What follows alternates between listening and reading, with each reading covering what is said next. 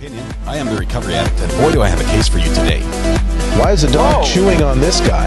I think they have got the wrong guy there. Got the wrong guy, and the dog was biting him. He roughing him up quite a bit. There's a lawsuit.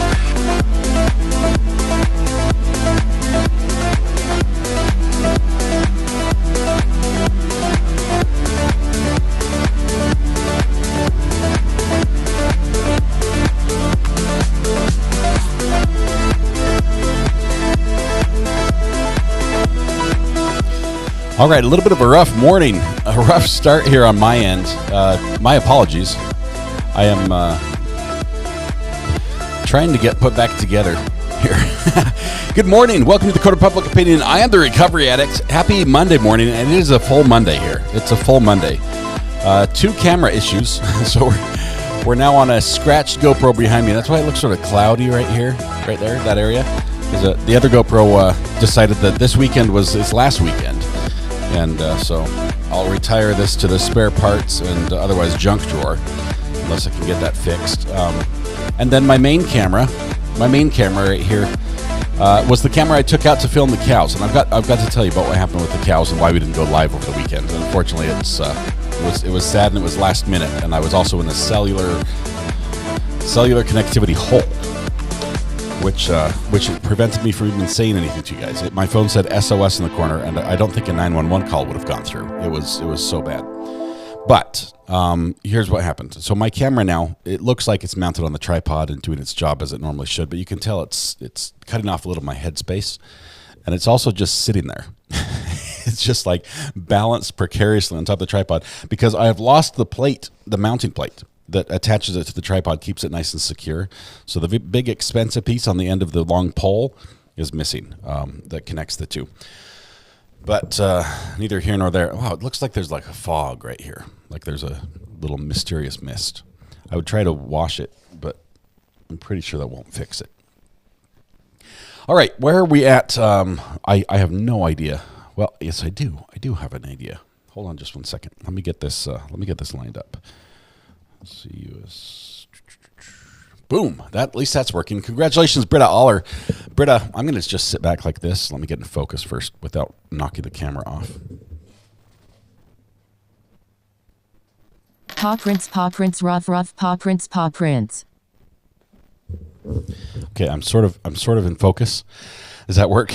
Britta, congratulations on being first in chat. You are first. You cleared the way for everybody else, which is wonderful. But today is going to be a crazy day.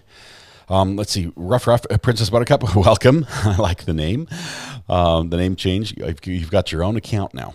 That's what happens when Rebecca leaves you alone. I'm having a brain cramp. Why did I don't know. Okay. Good morning, Stacy. Good to have you here. I'm just a little bit discombobulated. But here's what I know. I know we have very little time. We've got to start the case from last Friday right away. We have very little time to get that going because courts can start again in the morning. And even if we skip the break, which we plan on doing, we're almost like we're bumping right up against the live. So we're going to start with this now. KH in Salt Lake City, South Carolina. Yay! So glad to be here. Hot here today. It's smoking hot right now. I went outside looking for the camera plate, which I'm still sort of scanning my desk for. It's going to turn up somewhere. Went outside looking for that, and I'm like, oh my goodness, it feels like it's like noon. It feels like the sun is beating down on all the humidity in the world, and it's just hanging in the air around me. Air is still everything. It's toasty out here on the East Coast. Kimbers, Ohio, thanks Recovery Addict for being awesome. Love being here. Thank you, Kimbers. Appreciate that. I appreciate all of you being here. We're excited about what we have going on today. It's going to be fun. Selena K, so happy to find my addicts. You are here. You are one of us. You are welcome here always. Thank you so much for being here. Would not be the same without you. Here's what we're going to do. We're going to start right away with this audio, and where we left off was basically when they left to lunch. And I did argue a couple things. It was almost stuff that would have come up in preliminary, like limine type motions, but they argued some of that. We're not missing a lot. Okay, so where we're picking up is right when lunch came back, when they started. They turned all the mics and everything in the courtroom. The judge is calling the case as we speak, and Mr. Mr. What's His Bucket is just taking his seat. Our defendant. Let's see. Let's take this one. We do need to go on the record. All right, let's go on the record and see 250966. Defendant versus Thomas Randolph. May the record reflect Mr. Randolph is present with his attorney, deputy district attorneys on behalf of the state. We are outside the presence of our jury. Thank you, So Sheena. I did have an opportunity over the lunch hour to review the cases that you cited. And I can't get in my computer. Okay, so I had an opportunity to review the cases, and I did read the Tavish case.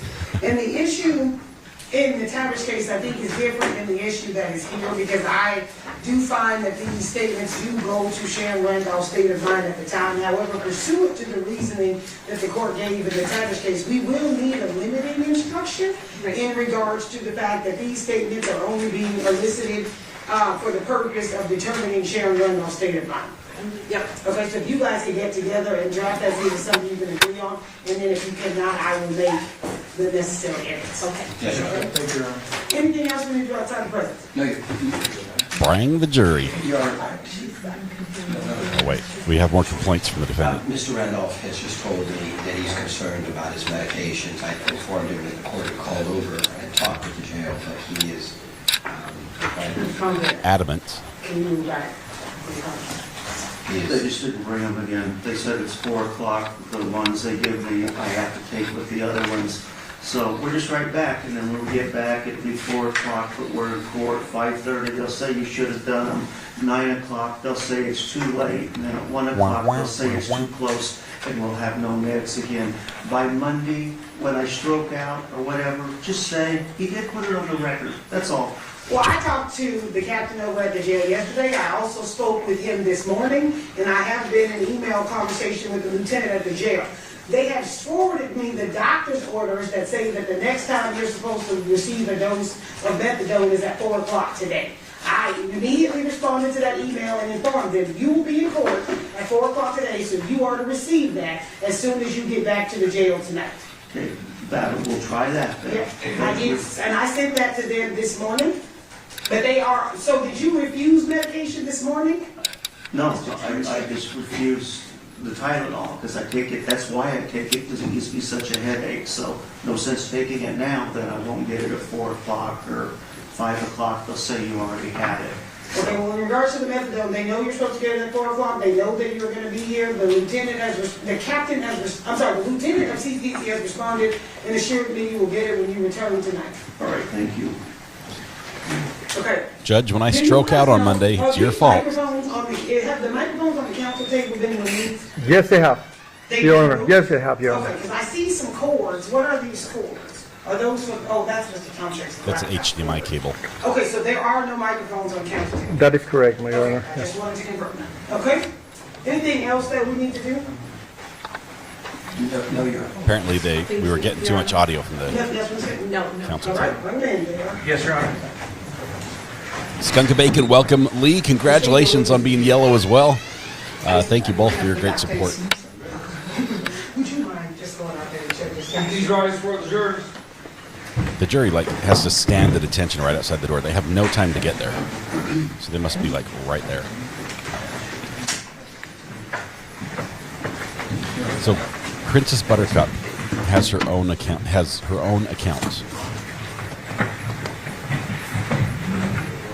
Dogs are amazing. They're absolutely amazing.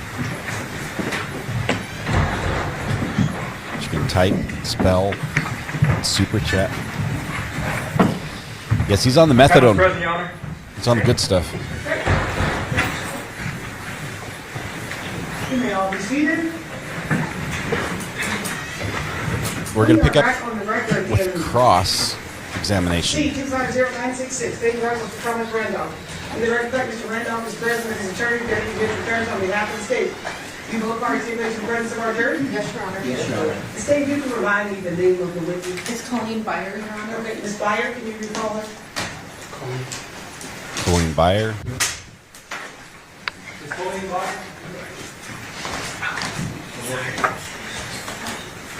Okay, so Colleen was the first witness. She's the daughter of the victim in this trial, and she's about to be grilled by a very intense attorney.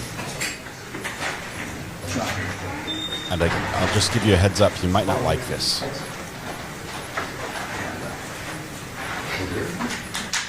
I think it's part of the reason it's so chaotic is that we hear all the sounds of the shuffling the papers and everything else. The mics are so good in here. I'll see if I can turn that part down.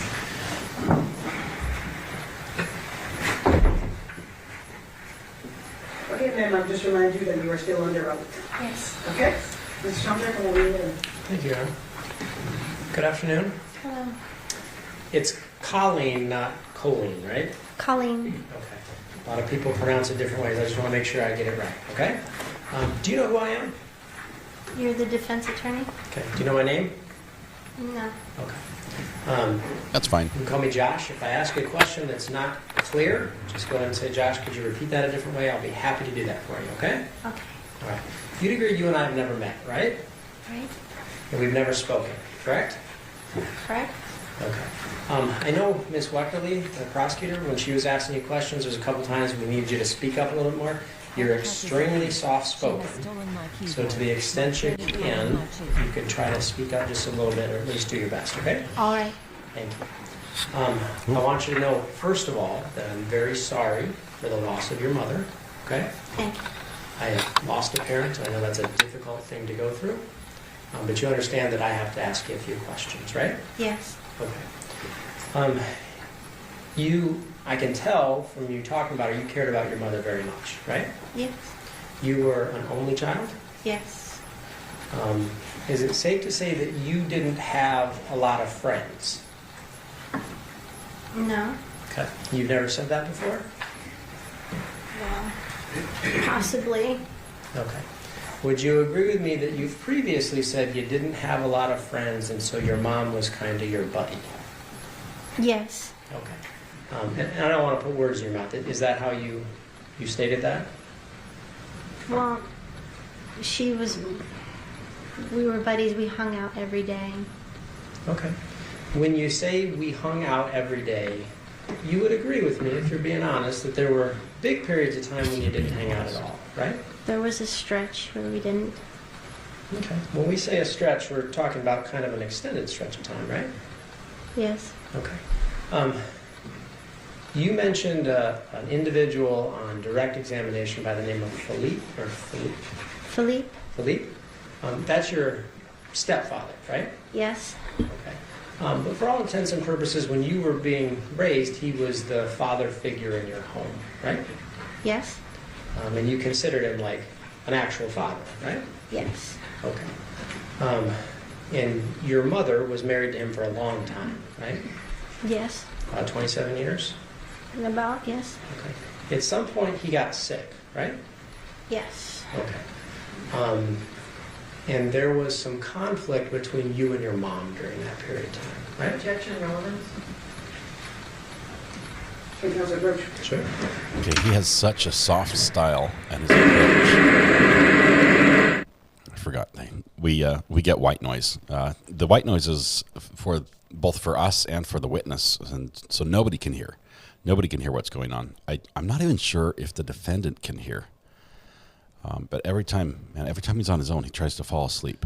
Keep an eye out on him. He likes to drift off when his attorneys aren't paying attention or when his attorneys aren't there keeping him awake.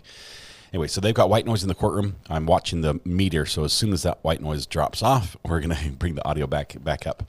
The defense style here, I'd like you to watch and give me your your feedback on, because it's got a very soft. He's got a very soft style, and he also has a very like a piercing look. He never breaks eye contact except for right before he asks the next question. He'll look up briefly, and you'll see this. Watch his body language, but he's very intense in watching everything the defendant says and does as they're responding. So let's see, still talking here. She does have a very young voice. Let's see here.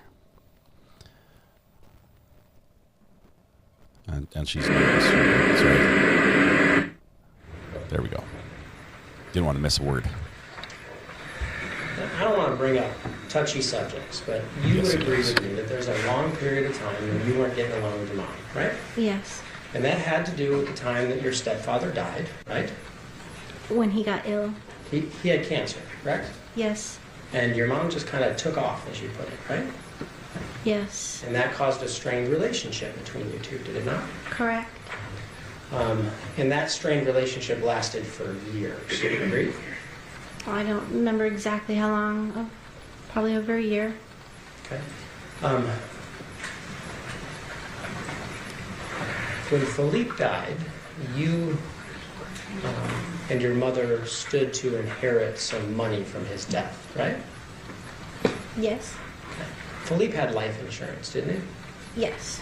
About $100,000, right? It was one $200,000 policy. Okay. So a $200,000 policy, is that correct? Yes. He also had a retirement plan called a 401k, didn't he? I'm pretty sure he did. Okay. And did you say before that that was worth about $80,000? I don't recall. Okay. Your mom inherited that money, right? I assume so. Okay. And you've previously said that she actually blew through all that money in about a year. Fair? That was my assumption. Okay. Well, that's what you told the police, right? Yes. Okay. And you also told the police it was because she had a gambling problem. Yes. You said she was a big-time gambler. Yes. Okay. You'd agree with me that you had some frustration related to the financial aspect of your mom's life, right? I didn't agree with her choices. Okay. And it caused you to be frustrated, didn't it? A little bit. Okay. This is Friday afternoon. We're At catching some up with point, Court Live when they go live at noon today. After your mom has spent all that inheritance, she meets a guy by the name of Tommy, right? Her name who? Tommy? Oh. I guess so. Okay. Well, you're aware she met Tommy, right? Is it Tommy or Thommy? Yes, eventually. And you called him Tommy, correct? Yes. Okay. And in the time your mom was with Tommy, you actually spent a lot of time with him, right? Yes. And you spent time with your family as well, right? Yes. Your husband, Mike, Yes. and your children, correct? Yes. You have 2 sons, right? Yes. And what are their names? Nicholas and Thomas. Okay. Tommy spent time with Nicholas and Thomas, right? Yes. And you allowed him to do that. Yes. And he was good with them, wasn't he? Yes.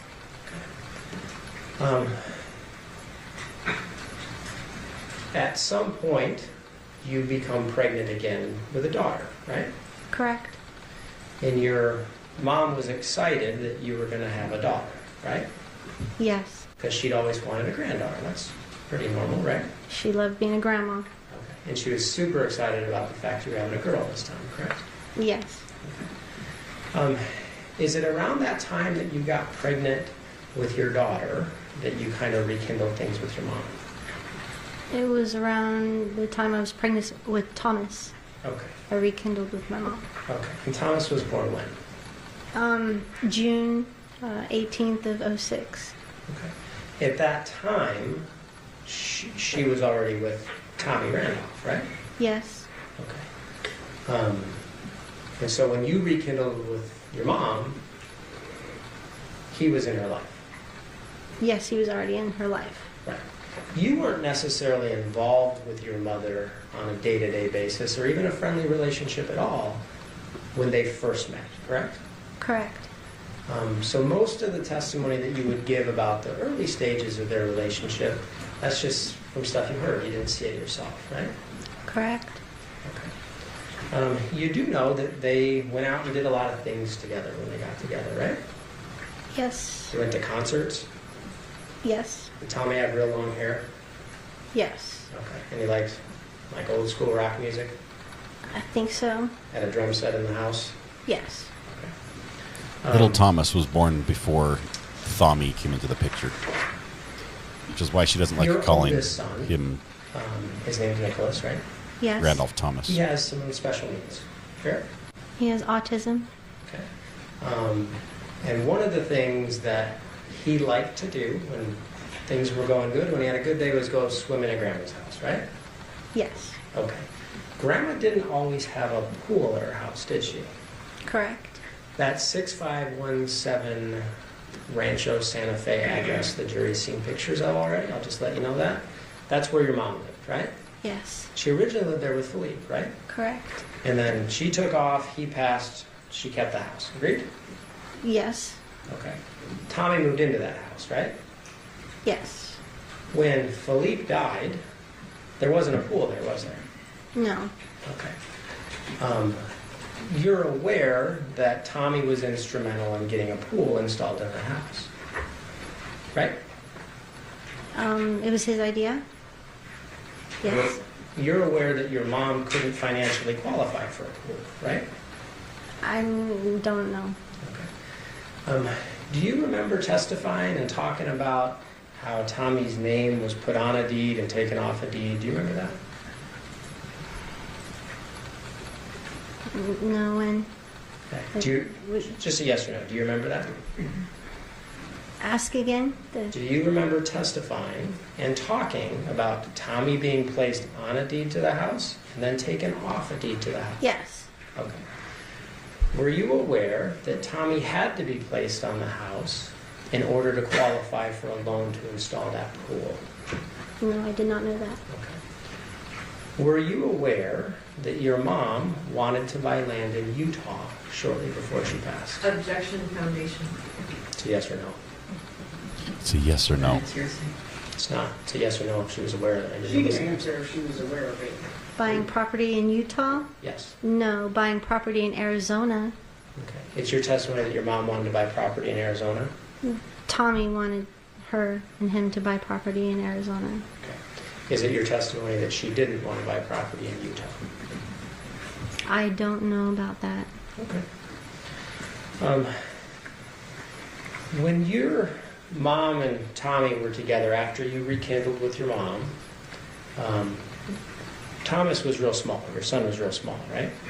It's 1 month. After he was born in his infancy, you would go over to mom's, right? Yes. And Tommy would be there. Yes. Tommy was kind to you at that time, wasn't he? Yes. Told you he loved you? Yes. Showed you he loved you too, right? What do you mean showed me? He talked to you in a kind way, yes?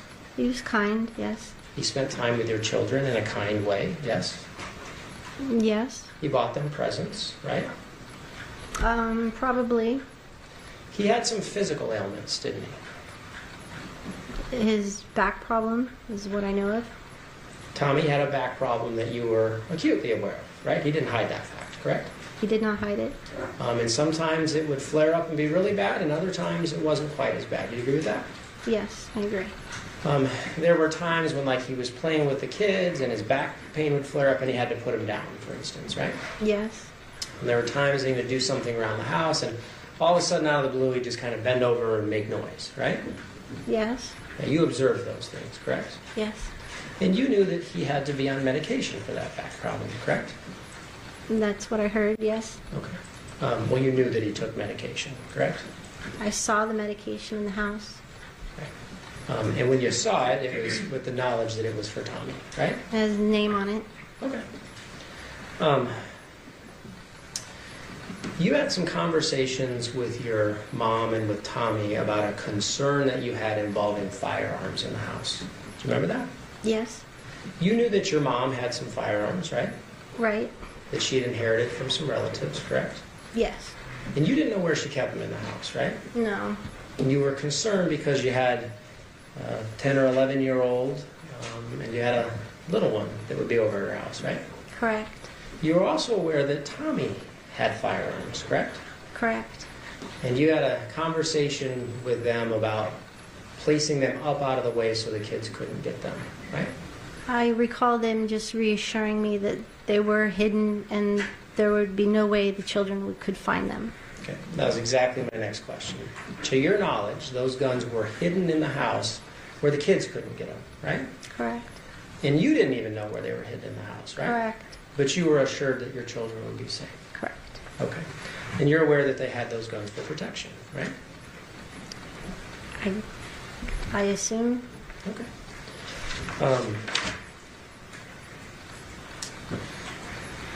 You met an individual through Tommy and your mom by the name of Mike Miller, correct? Yes. Okay. I think you told the jury on direct examination that when important holidays would come up, Tommy Randolph would just kind of take off and go be with his girlfriend. Do you remember that? Yes. Okay. I want to clear something up. When you observed Tommy and your mom talk about this girlfriend, you were aware that was a situation in their relationship, right? Yes. Tommy talked to you about it, didn't he? About? The fact that he had dated someone else in a different state, right? Yes. And there were times when he and your mom weren't doing so great and he would go be with that person, right? Yes. And in fact, when he would come back, he would talk to you about it, right? He did once. Told you he missed you, right? Yes. And he cared about you, correct? Yes. And he wanted to come back, right? Yes. Okay. You'd agree with me that by doing that, he wasn't hiding the fact that he had a relationship with that person, correct? No. You're aware that he talked to your mom about it too, right? Yes. And he didn't hide that from her either, did he? No, he did not. Did your mom and Tommy have a pretty open communication from your observation? I don't know. Okay. Well, shortly after they got together, they talked about how they were going to live, how they were going to die, things like that. Big conversations, agreed? Is that when they first got together? Sure. I assume so. Well, you're aware that your mom actually went out with Tommy and bought, as it was put on direct examination, his and her urns, right? Oh. She went with him? Yes. I don't recall.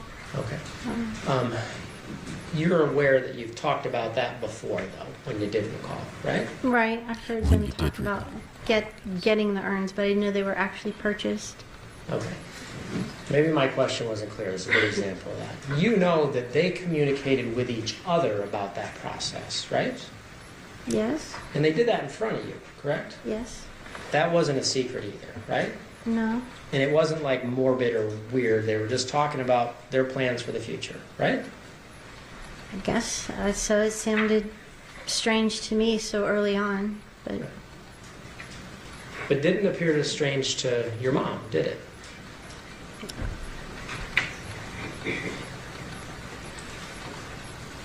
I guess not if she went and bought them. Okay.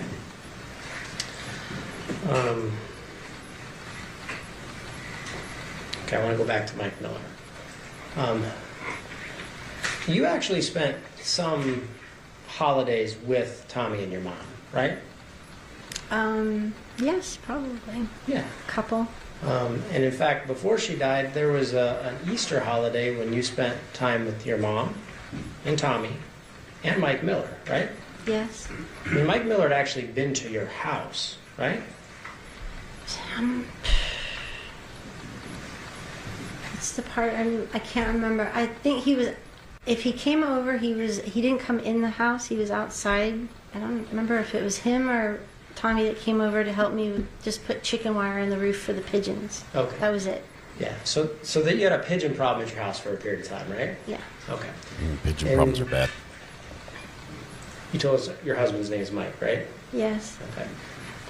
Mike, your husband, had conversations with Mike Miller as well, right? Yes. And Mike Miller actually came to your house to help install, as you put it, chicken wire to deal with the pigeon problem, right? Yes. Okay. I mentioned a moment ago this Easter holiday before your mom passed. Do you remember where you had Easter dinner that year? Was it your house or your mom's? My mom. Okay. And you were there? Yes. And your husband was there? Yes. And your kids were there? Yes. And Mike Miller was there? Yes. Okay. Easter's a pretty big holiday, right? Okay. Yeah. You agree with that?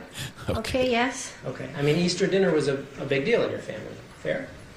My mom loved to cook, yes. Right. And your mom loved Easter dinner, correct?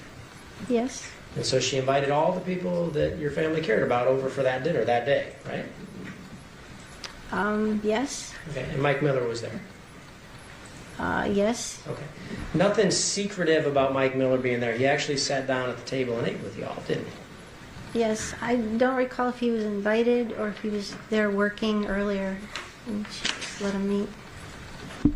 He sat down at the table and ate with you for Easter dinner, didn't he? Yes.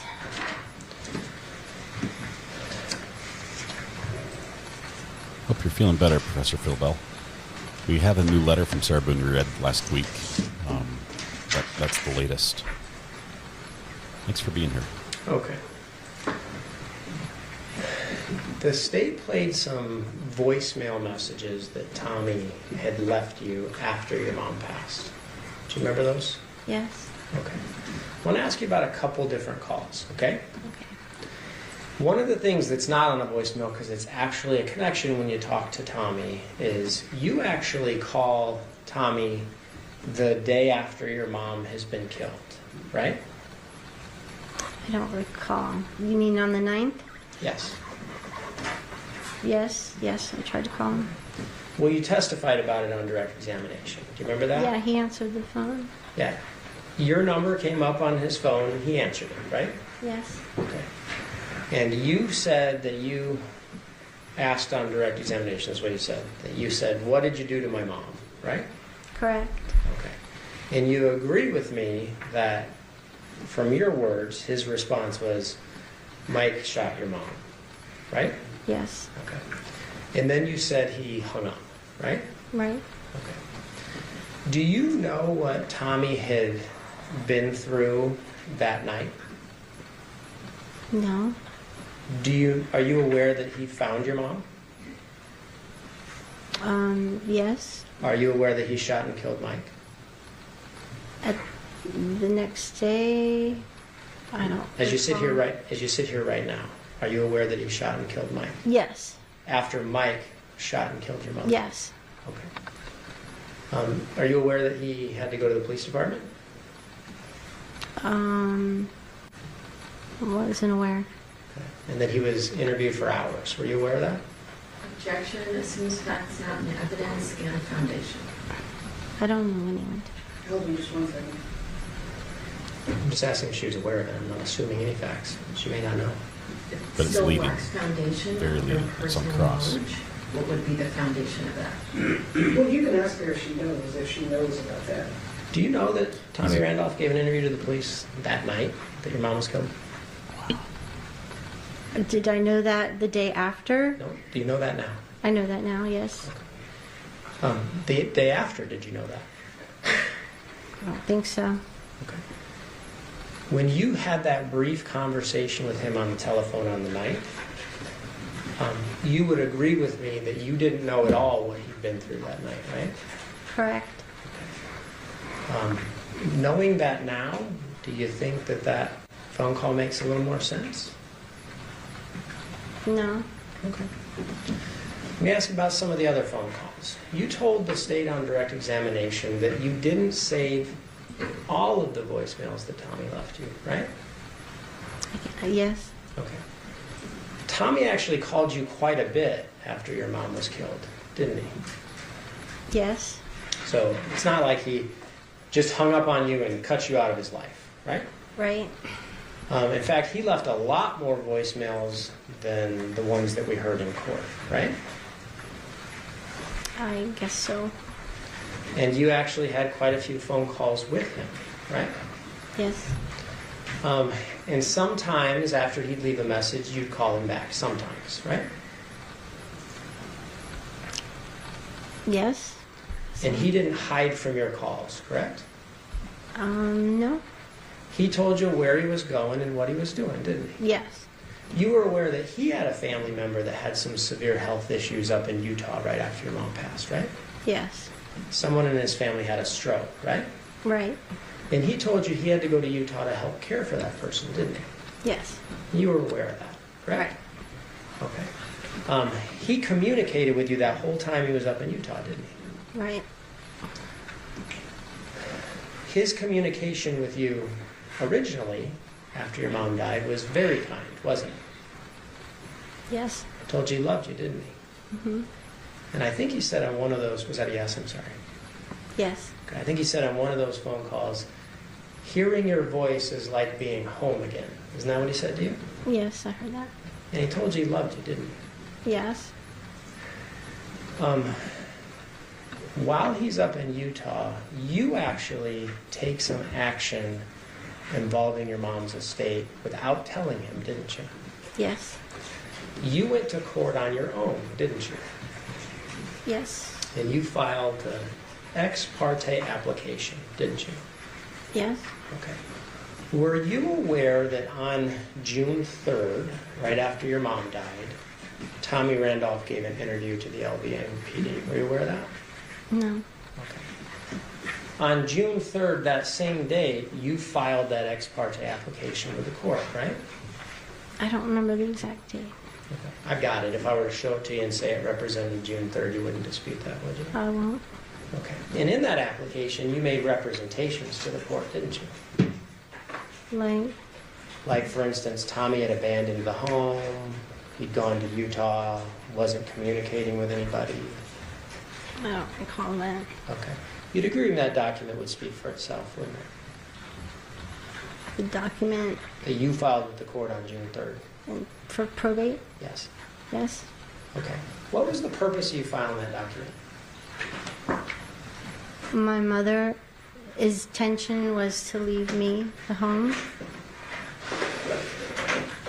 Okay. I didn't ask about your mom's intention. I asked what yours was.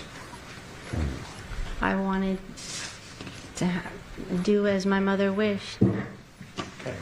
You agree with me you didn't say, hey, Tommy, this is what my mom wanted. I'm going to do this, right? Right. He was communicating with you, being kind to you, and you were taking some action for a financial reason, right? Right. Okay. Ex parte petition means you don't tell the other side about it. You just file it directly to the court. Did you know that? No. Okay. You had a lawyer, right? Yes.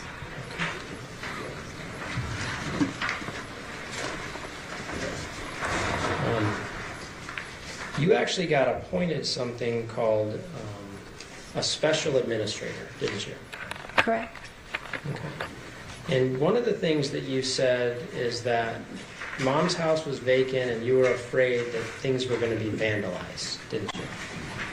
Yes. Okay. Tommy had never told you I was going to vandalize Mom's house, did he? No. In fact, he said he was going to take care of you and your kids, didn't he? He said something like that. In fact, he said it on those voicemails, didn't he? Yes. Okay. You would agree with me that on those voicemails, at least the ones that you kept, there's a couple where he calls you a liar, right? Yes.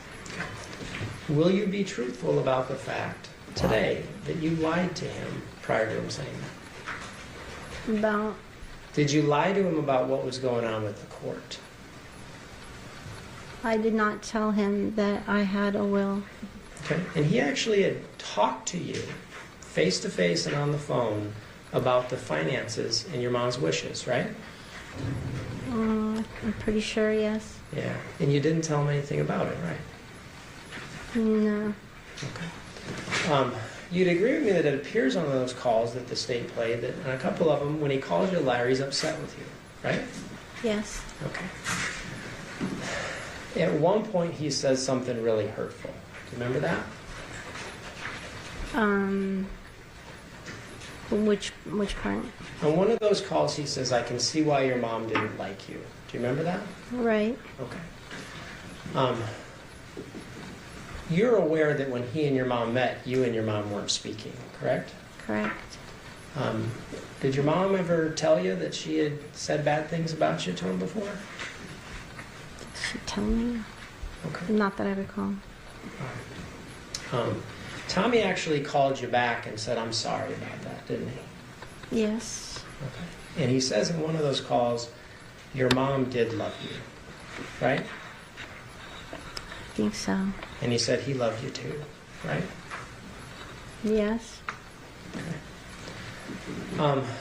You would agree with me that until you went to court Not the same behind his back and made certain claims, that he was never upset with you about money at all, right?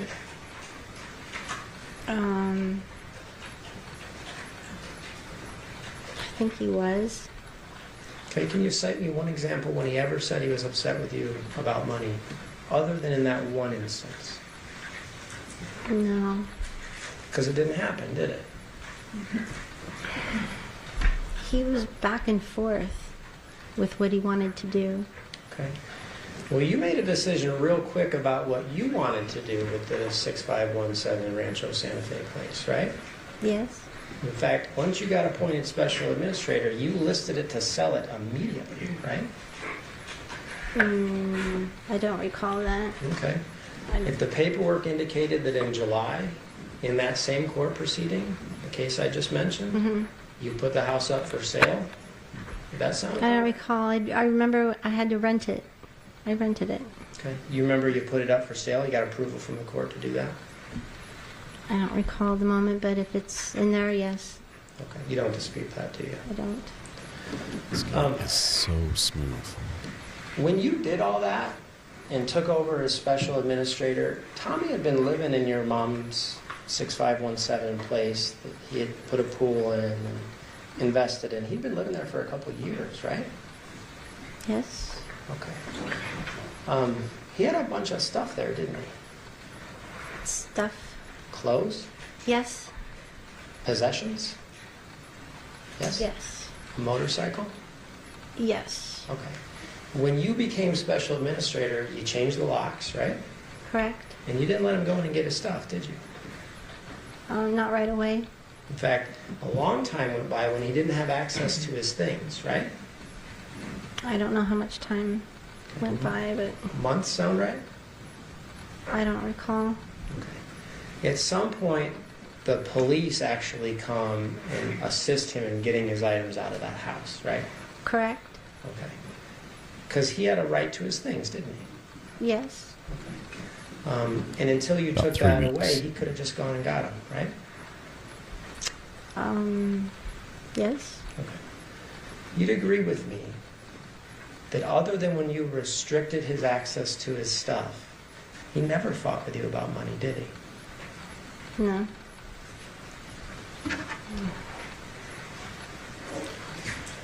Okay. Very calm.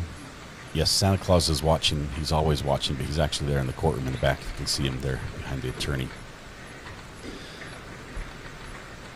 Stevie, this is from last Friday. We're catching up with the afternoon, and we'll go straight to the live when court starts, noon our time. Time's done, okay?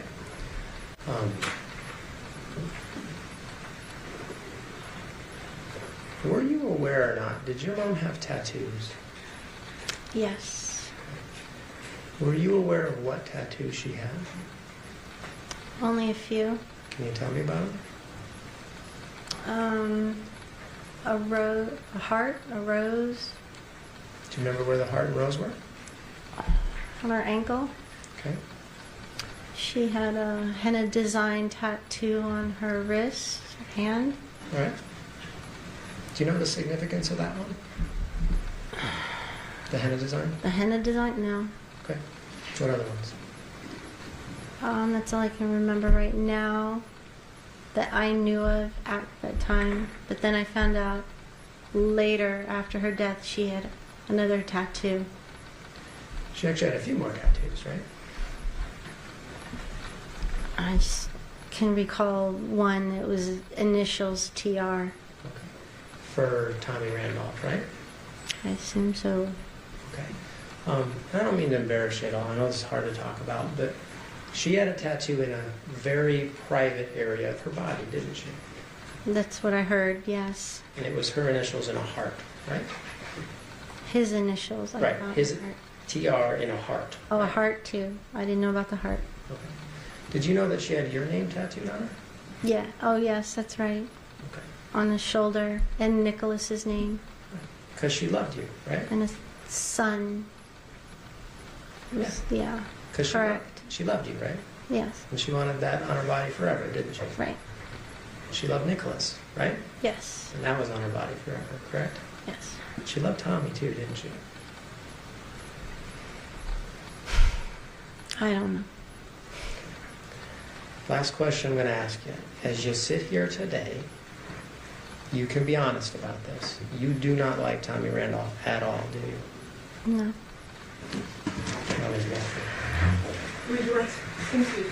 So on cross-examination, Mr. Tomczak was talking to you about all the times that Thomas Randolph told you, I love you, and all these times he was participating in family events and was nice to your kids. Were you happy that this was the person that your mom was involved with? No. Did you like him? No. Were you in favor of this relationship? No. Were there things about Mr. Randolph that you just put up with because this was who your mom chose to be in a partnership with and marry? Yes. Were you happy that you spent holidays with him? We hardly spent any holidays together, just Easter that I remember. Because the other holidays he was with right. the other person? His girlfriend. I mean, did you like that aspect of the relationship? No. I mean, did you? I didn't, yeah. Did you personally feel close to Mr. Randolph? No. Were you close to before the homicide? Did you confide in him? Did you have an important relationship with him? Was he someone you relied upon as a friend? No, nothing like that. Was your relationship to him a function of him being involved with your mom? Correct. Now, on the filing of the will, you were asked on cross-examination about whether or not you told Mr. Randolph that you were going to go file the will that would make yourself essentially the executor of your mom's estate. Right. And you acknowledged on cross-examination that you did not tell Mr. Randolph that you were going to do that. Right. Why? I was afraid. Of him? Of him. When you did that, prior to doing it, had you sought the advice of a lawyer? Yes. And the lawyer kind of, I guess, maybe set up paperwork for you, and the lawyer filed things on your behalf? Yes. Was in those calls that we hear from Mr. Randolph shortly after the homicide that we played in court, was he trying to settle the whole estate with you without getting lawyers involved? Yes. Did you want to have it handled by lawyers? Yes. Is that why you hired one? Yes. During the time that your mom was involved with Mr. Randolph, you said that you saw Mike Miller. He would come over to the house and he would be spending time with Mr. Randolph. Did he ever have any other friends over to the house? No. Did you ever see him with any other friend besides Mike Miller? No. He had one friend visit from out of town once. Do you remember? And that was it. Sorry, do you remember when that was? I don't recall when it was. Okay. But I know he wasn't here for very long either. So you were talking on cross-examination about the time you spent over at your mom's, like you'd go over and your youngest child, I think, wasn't school-aged yet. Like Nicholas would be in school and you would go over and see your mom during the day. Correct. Right. During those times, were you interacting with both your mom and Mr. Randolph, or how was the time spent? Well, if he was there, yes. Okay. Interact with him. I'm sorry? We would interact if Okay. he was there. When you and your mom would run errands and go out to eat and stuff, did you do stuff sort of mother-daughter, or was Mr. Randolph always involved? Mother, daughter, and I also took Thomas with me. Okay, your child. I think you talked about on cross-examination how in the relationship between your mom and Mr. Randolph, there was a lot of going out and hearing music and all that, maybe in 2006 when you start rekindling the relationship with your mom. Is that correct? Yes, they were. In 2008, was the level of going out and doing things the same? It died down. Mr. Tomchek asked you about the fact that your mom and Mr. Randolph had guns in the house. You were aware that there were guns in that house? Yes. Were you aware of whether or not they had ever gone like shooting targets like for fun? Yes. And were you aware that they did that? Yes. How about did you ever know Michael Miller to go with them? Yes. So he went with them target shooting as well? Yes. Prior to everything your off, mom so she's done with being involved with Mr. Randolph, had she had discussions with you about life insurance? No. Earns? Before him? No. I mean, was she when talking she was married to my Philippe still? Yeah, when you were, obviously when you're an adult, was this something that she was talking about quite a bit, life insurance and earns? And... No. It's never a concern or a thought. Okay. The call that you had with Mr. Randolph on the 9th after you learn of your mom's death, do you recall what time that was? It was about 10:30 in the morning. 10:30 in the morning on the 9th? Yeah, around the 10. Okay. And you had to call him, right? He didn't call you? He had been trying to call me, but I was not able. I was trying to call my mom, and I couldn't get a hold of her. Okay. And he was calling. I didn't understand why, but I didn't want to answer. Why didn't you want to answer?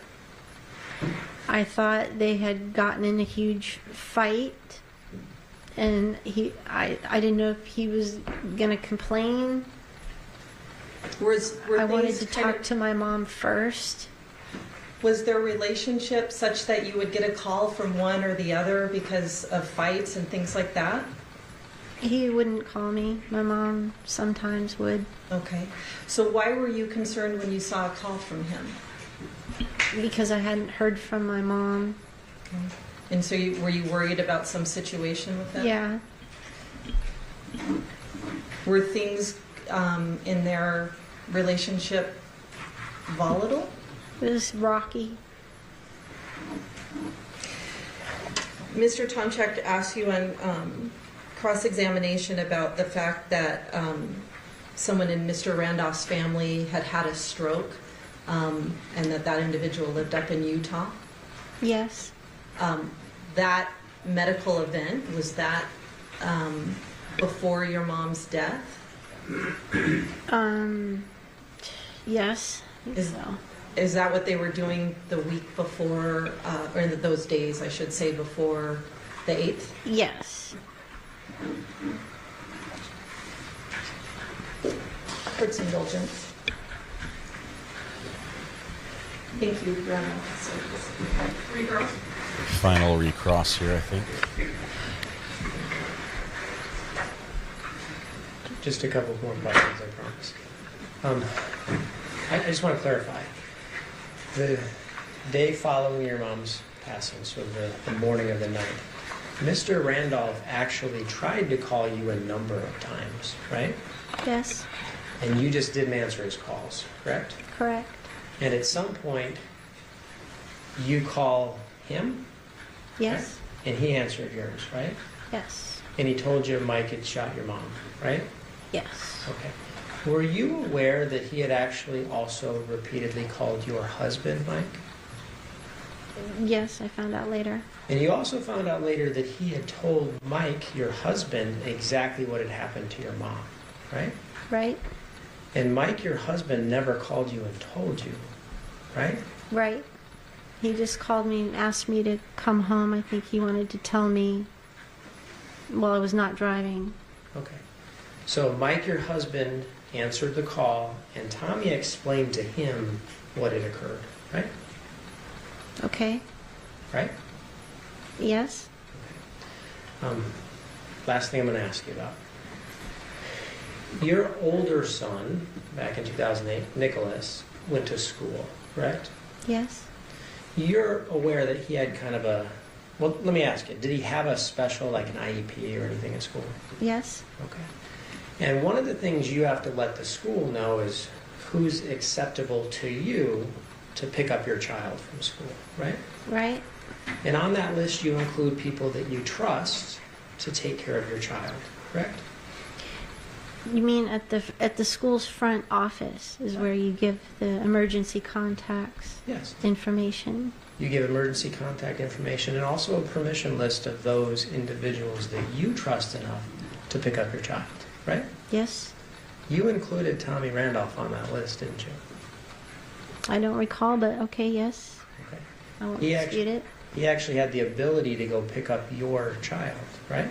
Yes. And you trusted him with your child, didn't you? Yes. Nothing further. Your Honor. Do the ladies and gentlemen of the jury have any questions for this witness? Jury does get to ask questions, Okay, but seeing no response. they don't have any. Ma'am, you are excused. Thank you very much for your testimony here today. State, you may call your next witness. Your Honor, I just want to make sure he's out there. Okay. Just give me 1 second. Sure. It's always good if your witness is here before you call them. Do a quick check. So that was Colleen Byer. I think it was Breyer, one of the two. Okay, so what do you guys think of the defense attorney there in blue? Call Michael Byer to the stand. Byer, husband's going to be on the stand now. Husband of the previous witness. Your Honor, please convenient. I have a question for defense. Sure.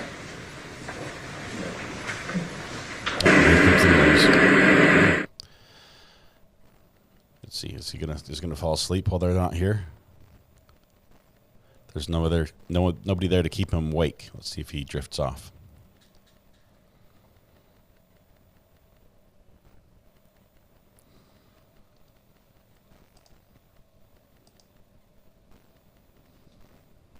There he goes. There he goes. His head's about to hit the desk. It's going to happen here.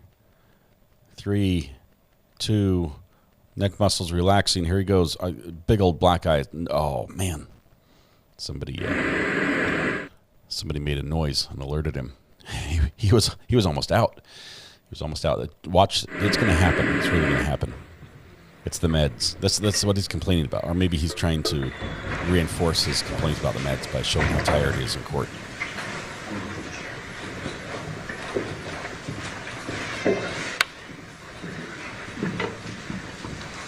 Watch your step on the way up.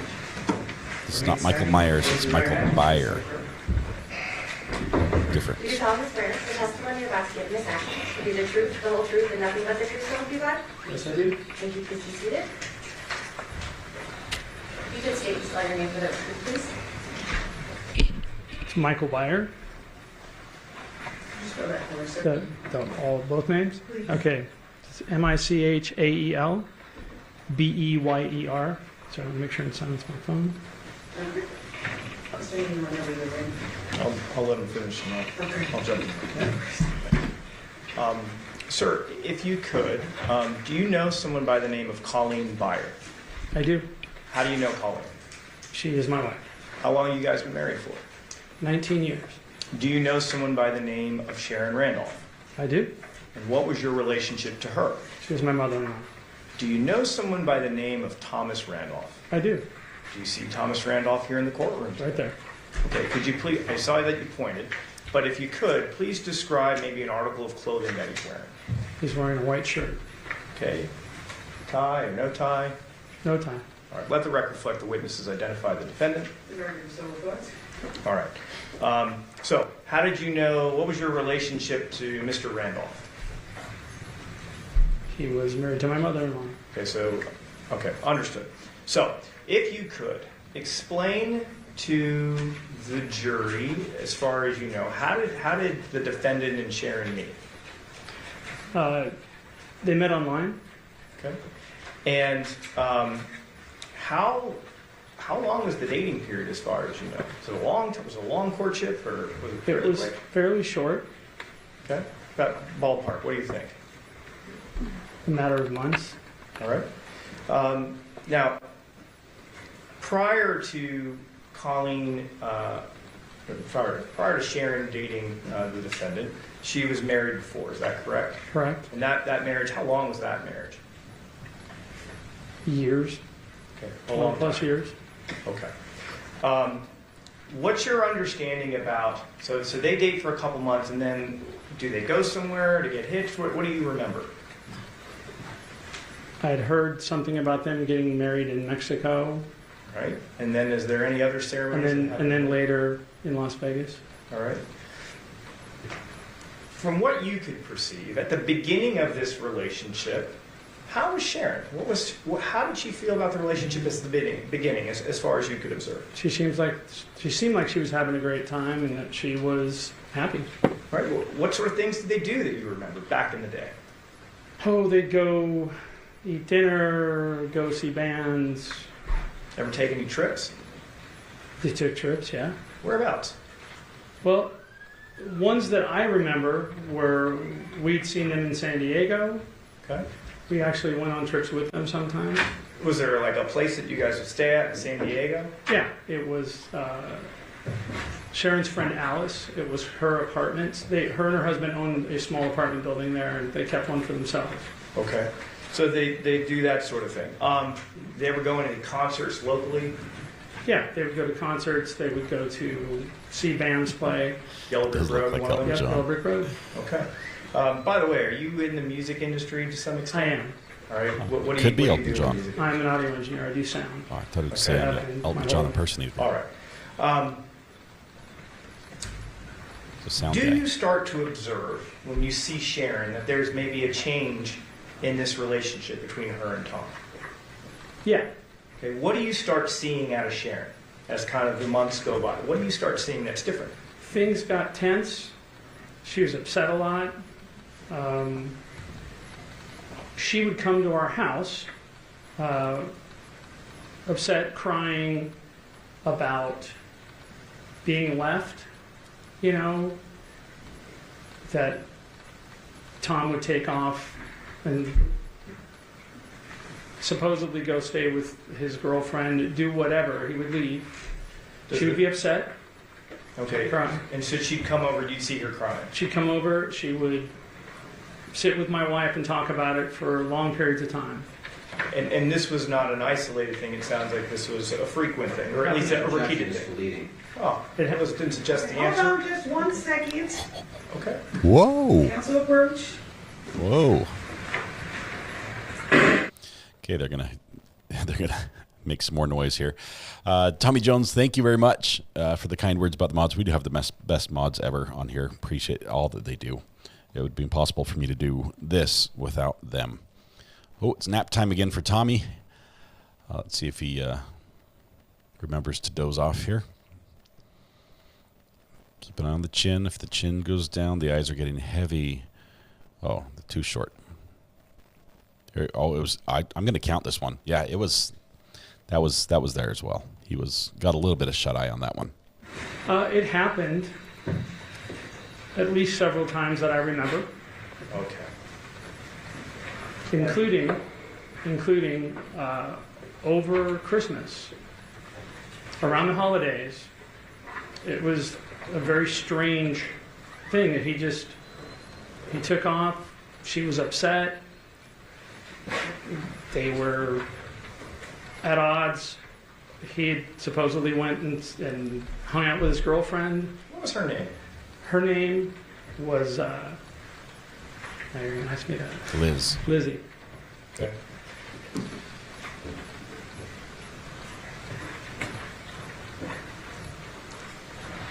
From what you could observe, did that upset Colleen as well to see her mother? Yes.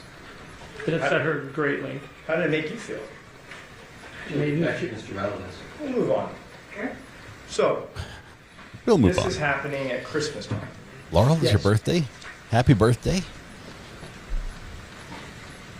Or is that just, it's my birthday, I'll cry if I Let me want ask you to? about the defendant for a second. Did you, where did the defendant work? He didn't work as far as I knew. No I job. never saw him work. Let's talk about the defendant's social network. How many friends did you see the defendant hang out with?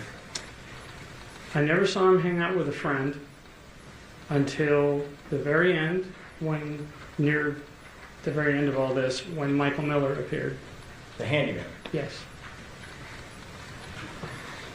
What do you remember about the appearance of Michael Miller? What do you remember about that? It was very odd, and it was not something I expected. And he tended to not, he didn't seem like he wanted to be there a lot of the time. You know, the times that I had seen it. No, that's a lay observation of the witness. I like He this can back. say he can testify to what it is that he saw. Please repeat your answer, sir. So, yeah, he was Before I was so around a lot, rudely went to interrupted. dinners, and he just seemed kind of like, a lot of times he just was distant, didn't want to be there. From what you recall, were they close in age? No, not that I could tell. It didn't seem to be.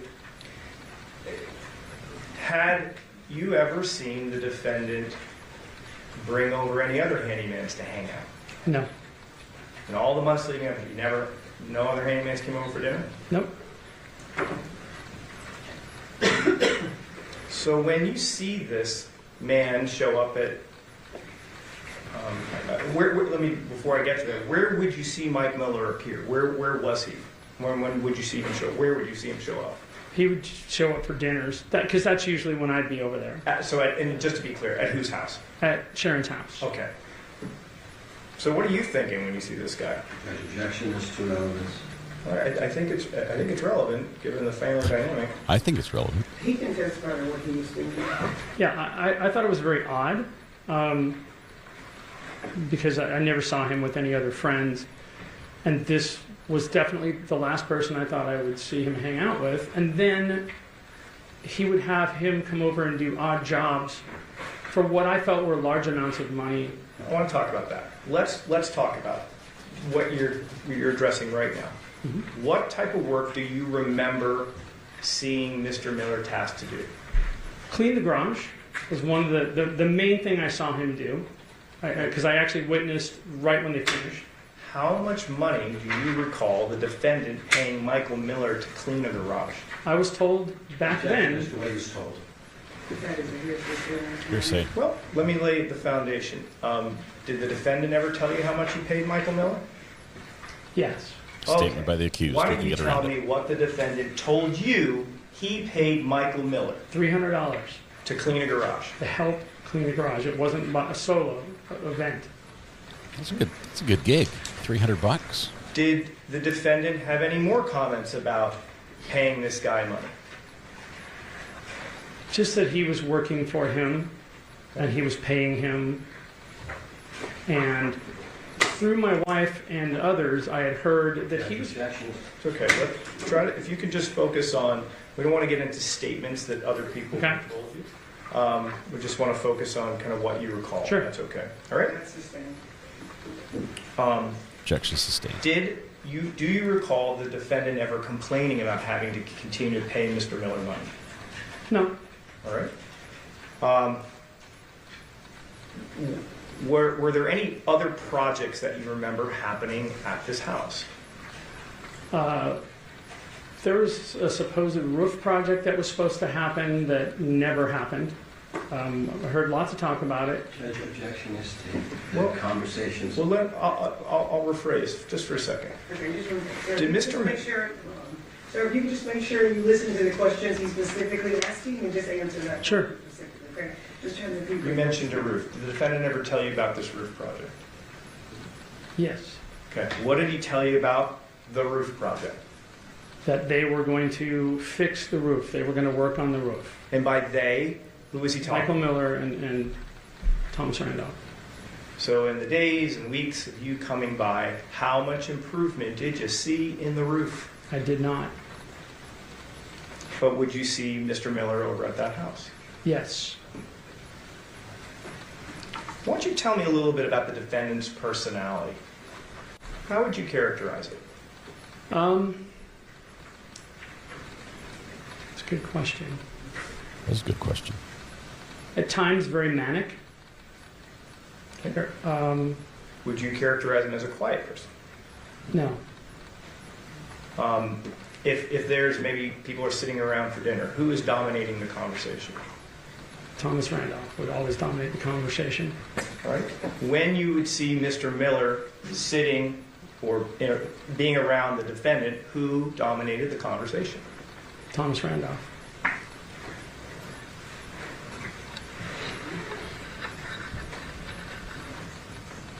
Does anyone know what branch Daryl Burks is going to be in today? Dinner before your mother-in-law was killed. I do. If you could tell me who attended that dinner. It was my wife and child. Actually, children. My stepson was there as well. And my mother-in-law and Michael Miller and Thomas Randolph. What did you think about Miller coming to the dinner table? It seemed very odd. Why? Because we didn't know him. And he was not acquainted with us. He was not an old friend. He was not in the family. What was Mr. Miller's demeanor like during that dinner? Subdued, like he had a lot on his mind. And I tried to coax conversation out of him. It was very difficult. Okay. I want to ask you about the backyard in Sharon's home. Was there a pool in the backyard? Yes, after Thomas Randolph moved in, they decided to put a pool in. Whose idea was it for the pool? I was told it was Thomas's. I want to talk. Hi, Sharon. I want to talk to you about Sharon for a second and money. Okay. Mm-hmm. Based on your observations, was Sharon good at managing money? No. What did you observe that what led you to that opinion, sir? She liked to gamble. She liked to buy things. She shopped quite often. But spent a lot of time gambling as well. Were you aware of a nest egg kind of left behind by Philippe after he passed? Yes. What is your understanding of what happened to that money? That they spent it. She spent it. Okay.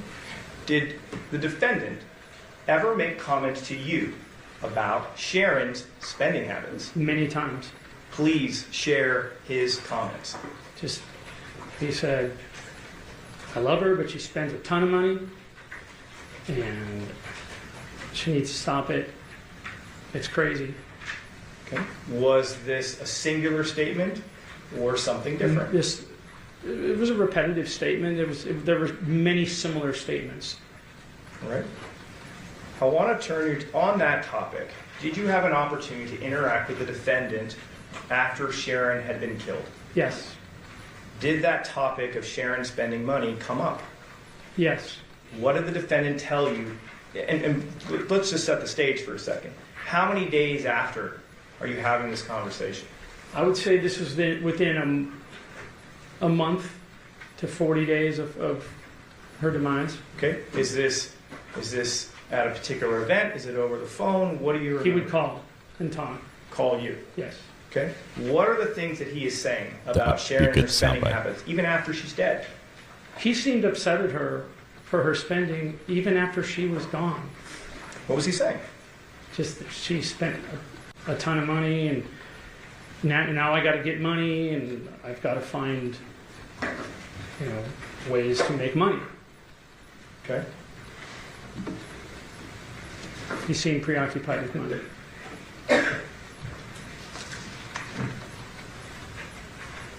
After Sharon is killed, do you start to receive phone calls from the defendant?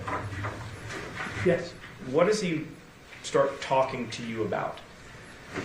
He was mentioning that he was going to come into some money from the estate. He was going to spend money on us. He was going to invest in a studio with me. He kept kind of pushing that at me, which is something I had never asked about.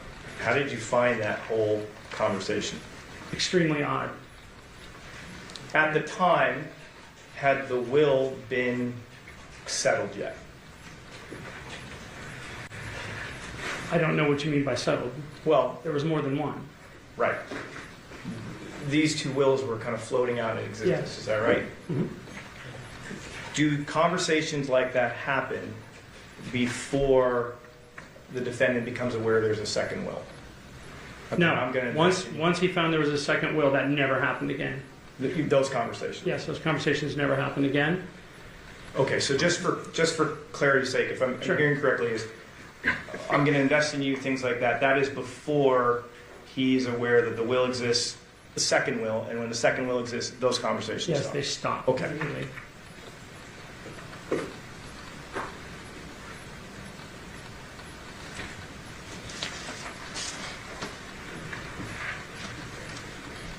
Did the defendant ever have any conversations with you or comment on the fact that he saw other women, or Lizzie in particular? Yeah. He would mention it in passing many times in conversations around, even at Sharon's house. And I always thought it was very odd to talk about a girlfriend at your wife's house. Okay. And it came up many times. I used to hear her name a lot. Okay. That is really weird. I think. How about after her death? You know, at least in that situation. After her death, maybe once or twice in conversation. Okay. Do you recall him commenting on that specifically, about his ability to see other women? Yeah, there was a point where he was talking about Sharon about it one day, and he said, "Man, I loved her, but nobody tells me who I can be with." And it was a lot more colorful, gross and colorful than that. Okay.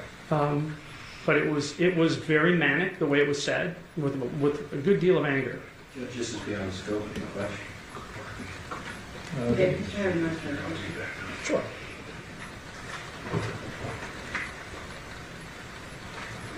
Do you recall the defendant complaining about Sharon's spending habits just days after she passed away? After she passed away? Yeah, definitely within a week or two. Okay. And what was he saying during that time window? Just that she spent a lot of money and he needed money. Okay. Do you recall having the opinion you felt as if he was scolding her? Yes. And this is days after she passed? Yeah.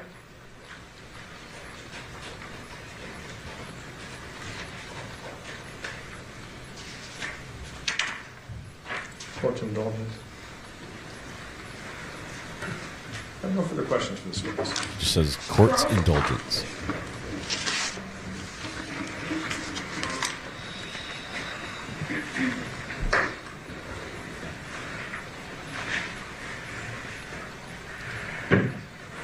Got the pink highlighter.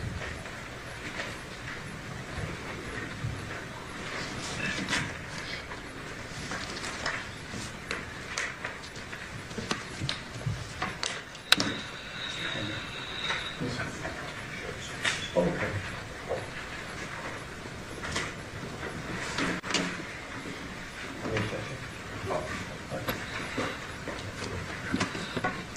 Good afternoon, sir.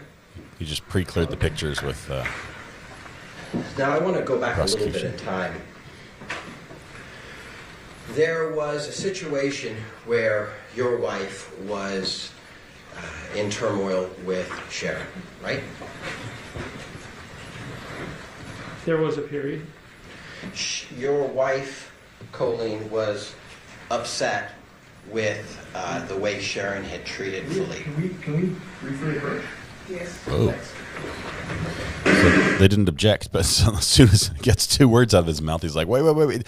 Judge, we'd like to talk. We'd like to talk. I'm in a text conversation with Weather Watch, who had a fun weekend, and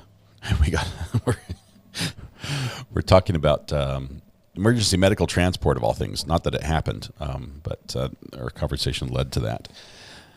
So I don't know. This might be appropriate for the podcast.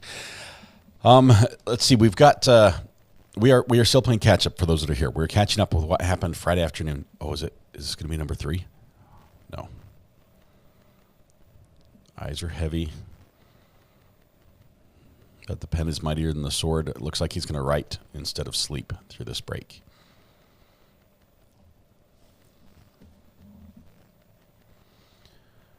Still talking. Everyone's grouped around. Who's the girl in blue back there? She's a court employee, maybe a clerk of some sort. He's writing, but his eyes are almost all the way closed.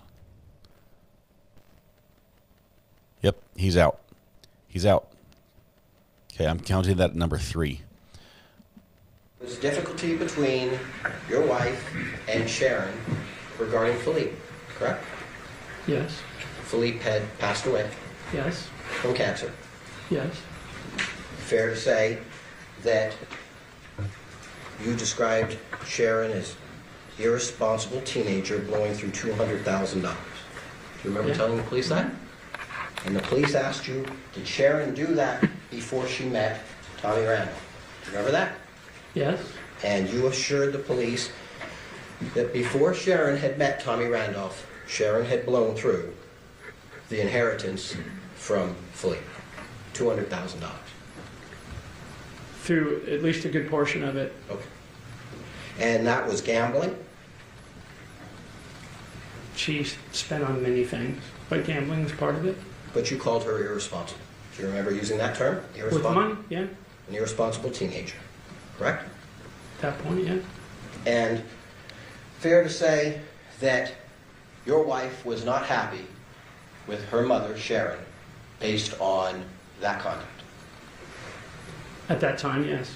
And they didn't speak for quite a period of time. Your mother and your wife and Sharon, right? Yes. And it's further clear that before, so your wife was also very unhappy with the way your mother had treated Philippe in the end of his life. Dating other men? Yes, soon after his death, yes. And while he was dying? I don't know about that part. Okay. Before I go any further, I'm curious about Mike Miller being over at Easter. Mm-hmm. Remember talking about it was sort of inappropriate. What was he doing there? Remember that? Yes. You didn't know him, did you? No. What was wrong with Mr. Miller? What was it about him that made you think, this man who I don't know shouldn't be sitting at a table with us? What was it? He was acting very standoffish.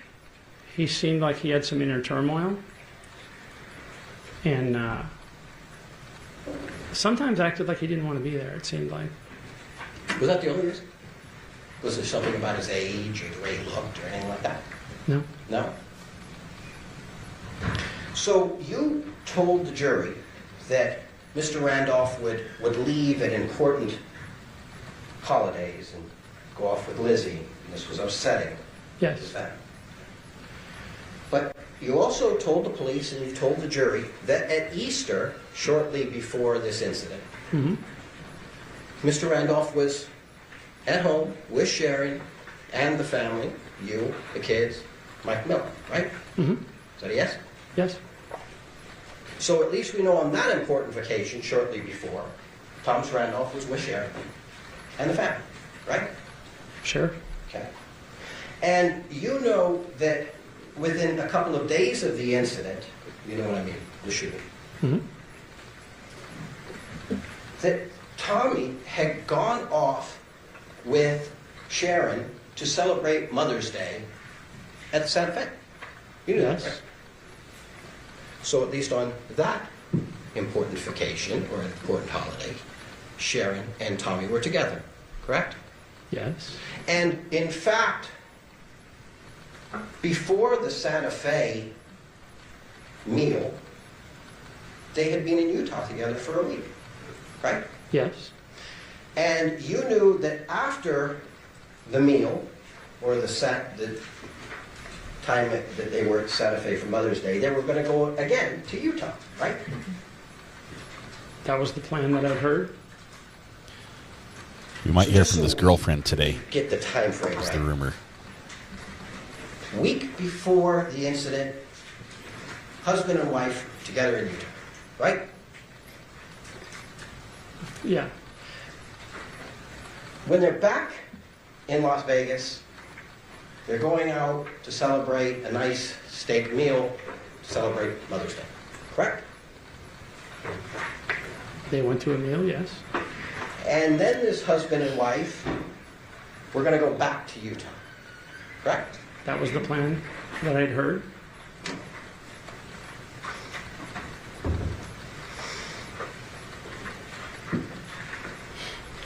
Isn't it fair to say, in fact, you did tell police, that you heard a lot of information after the incident, not just from news, but from other people, and even the police? Do you remember saying that? Santa Claus gets headset now.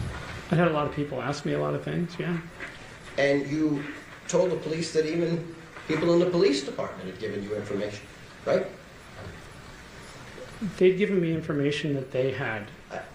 I don't want you to tell me what it is. I just want you to tell me, were people providing you information?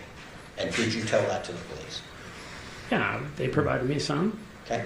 So you were hearing a lot of information about this case that wasn't your personal knowledge. In other words, people were telling you what they thought. Not much. Not much. Do you remember telling the police that you were hearing different accounts from the news and police people? Do you remember that? Yeah.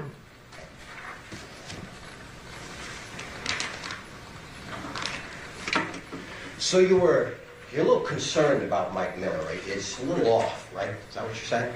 Sure. So, you have a pigeon problem at your house? Yes. We did. Nothing a And Mike BB Miller gun helped can't with fix. pigeon problem, right? Yeah, supposedly. I wasn't there when he did it. You learned that from your wife, didn't you? I did. And made you mad, didn't it? Made me mad. It made you upset that Michael Miller was at your house. I didn't like the fact that someone I didn't know was working on my house. No. And that was told to you by your wife. Correct. So we know that Michael Miller, at least your wife trusted him enough to come over and help with this pigeon. Right? I'll explain the break. No. We're going to do it. It's just we had a It was big at the issue. behest of Tommy and Sharon. Your wife was the one that told you that Michael Miller had come over to help, correct? Was Michael Miller at your house to fix the pigeon problem? You already asked me that. And the answer is yes, The right? answer is yes.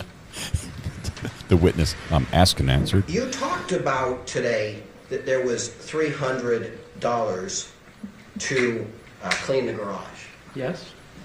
Have you ever said that before? Ever? Yes, I have. You said that in your statement? I've said that to detectives. In a statement? I've said it to detectives. How many times you talked to detectives? Several. They recorded a statement from you, right? Sure. Thanks, Is there Jackie. more than one recorded statement, sir? I don't know. You might want to ask the detectives. Sir, Ooh. when your statement was recorded, did you actually see the tape recorder out? Did you know they were tape recording? Sure. Did you see them recording more than one time? I don't know. It was a long time ago.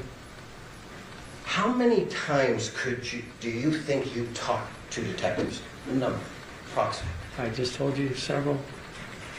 Okay. And it depends on what you mean by that.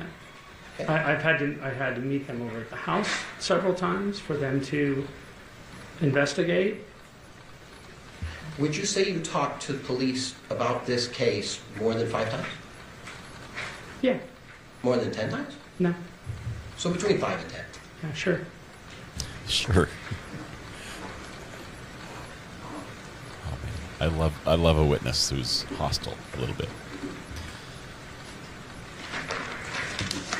Yes, Carol. There came a time when the police came over and they spread out a white towel. Do you remember this incident? It was white. Yeah. Okay. There was a white towel put on a table of some type. Hmm? Is that a yes? Yes. And all this jewelry was spread out over it. right? Mhm. Is that a yes? Yes. And who was present when this occurred?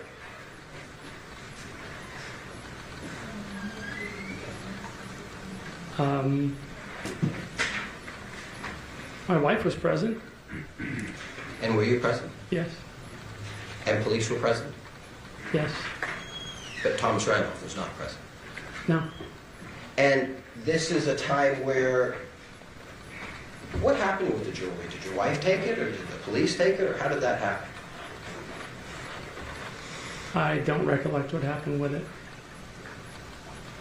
Do you recall the police at any point ever confiscating the jewelry? I don't recall. Do you recall your wife taking possession of the jewelry?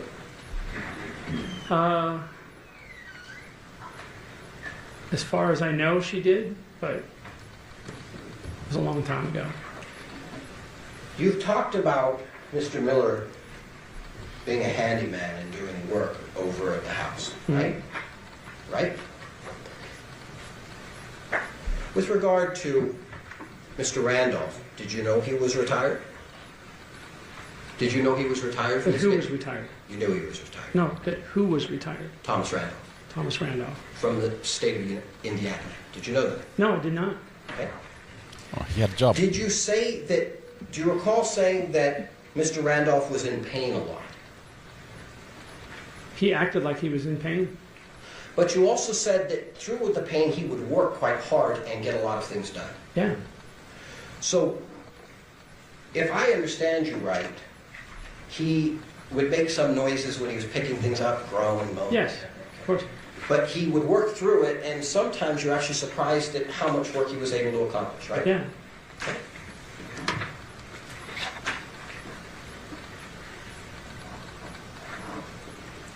You thought he, Mr. Randolph, was taking prescription drugs, and sometimes it would make him look lethargic. No.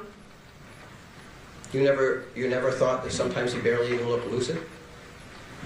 No, when he would retire for the night or after dinner, which is kind of typical.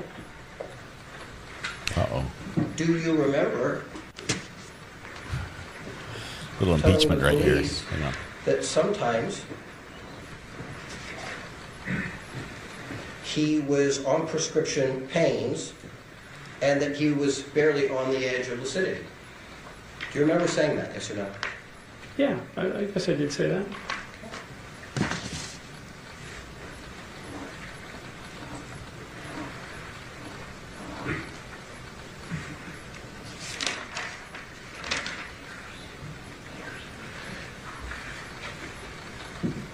Mr. Randolph called you the day after this incident, okay? Just to refresh your memory. The incident occurred in the evening of May 8th. Do you recall talking to Mr. Randolph on the 9th? I do. He called me in the morning. And told you what had happened? Yep. He told you Mike Miller had shot Sharon. Yes. And you indicated to him that you thought maybe you should be the one to tell your wife. Yes. And did you in fact tell your wife? I did, but she already knew. She already knew. He told you it was horrible. Tommy told you what happened and it was horrible. Didn't he? Objection, hearsay. Oh, this is fun. Yes, because if they want to have his statement brought in, the prosecution can do this and they can get around the hearsay thing. But if defense does this, he needs to be up on the stand to testify. So the objections to hearsay, because defense is trying to bring in a statement from the defendant where they have the ability to call him to the stand. Okay, this will be good. I wonder how this is going to get ruled on. I don't know. Santa's doing his naughty nice list. It's mostly naughty here, I think, in this courtroom. We've had a lot of naughty things. Fuel low. Landing soon, hopefully.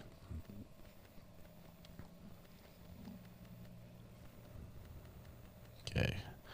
Keep an eye on the eyes. He is writing still.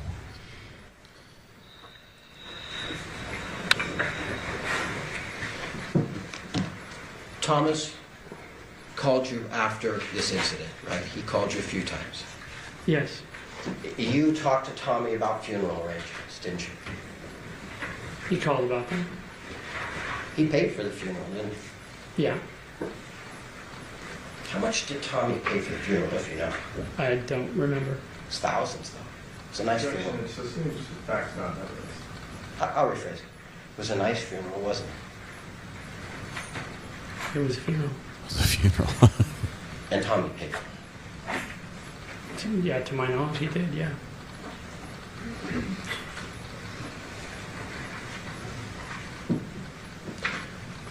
You talked to Tommy, and he talked with you about trying to remain a family after the incident. Fair? State of mind of this witness and of the declarant. Can you approach? Sure. I'll rephrase it. Okay. We skipped some static there. That was a hearsay objection that was sustained, basically. Sharon had tattoos? Yeah, she had a couple. The relevance. Does she have a tattoo of... Hold on. The relevance. Is your objection relevant? Yes, it is. Mr. Arnold? relevance of having TR tattooed on it? Okay, that's overruled. Do you know if Sharon had TR, being Thomas Randolph, the initials, tattooed on her? I have no idea. She had a couple of tattoos and never paid attention. Okay.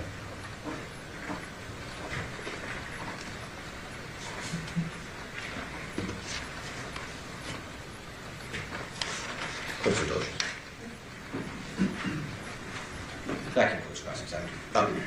Sorry, could I just one That more? does not conclude, apparently. You said that there was a roof problem. Do you remember that? And it wasn't fixed, right? They were talking about needing to fix the roof. What was wrong with the roof? I don't know. Have you ever seen, there's lots of pictures of the roof. Yeah. Did you ever see anything and thought, well, there's a hole in the roof and it just hasn't been fixed because you didn't see any progress? There was something odd over the garage that needed to be fixed. I remember that. I don't remember exactly what it was. Over the garage? Yeah. But you don't remember what it was? No, this is a long time ago. Well, when the prosecutor asked you questions on direct, I thought he asked you about this roofing project, and I thought you said that when you went over there, you really hadn't seen any progress. Yeah, I hadn't seen anything torn off, nothing done to it. No. So what was the problem with the roof that wasn't fixed? Oh, they kept talking about needing to fix it. But you just don't know what it is. I don't remember. No.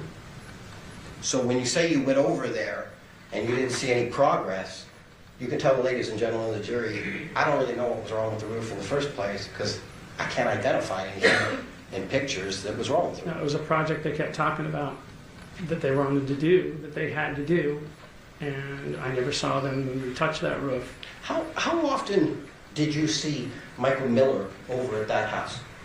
A few times. How many? 2, 3 times.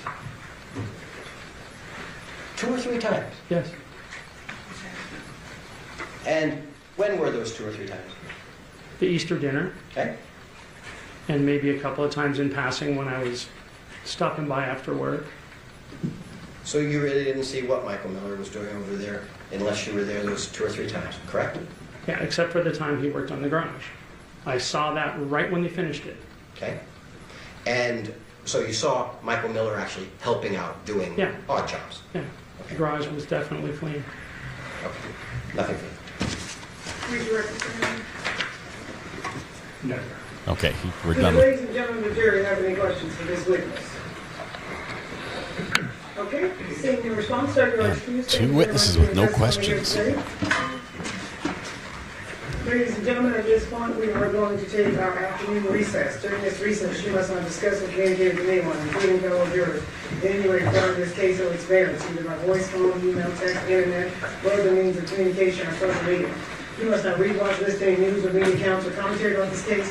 You must not do any research, such as consulting dictionaries, using the internet, or using reference materials. You must not make any This is all one word she's reading. Recreate any aspect of the case, or in any other way investigate or learn about the case on your own. And you must not form or express any opinion regarding this case until it's finally submitted to you. Ladies and gentlemen, it's 3:10. We'll be in recess at 3:29. Please rise for the jury.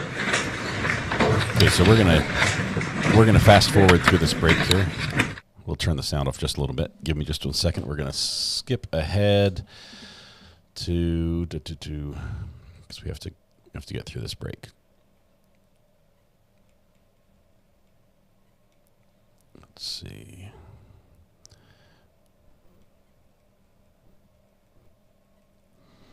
They're a tiny bit late after that. There we go.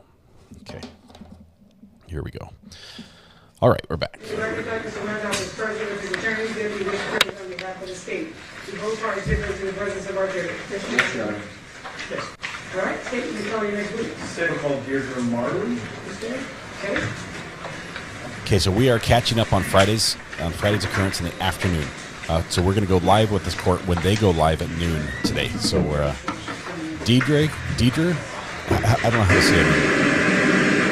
We've got a little approach in here. They approach all the time, and we get the sound effects. What is so important about the tattoos? Kelly, Sharon had TR in a heart tattooed somewhere on a very private place of her body. She also had other names of people that she loved tattooed on her. So it's an indication that she felt that she was in love.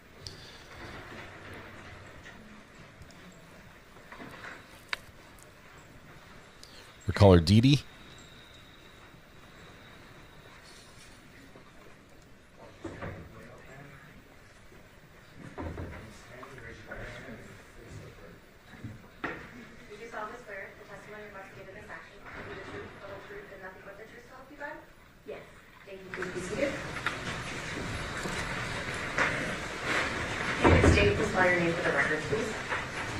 My name is Deidre Marley Johnson. DeidraMarley-JOHNSON.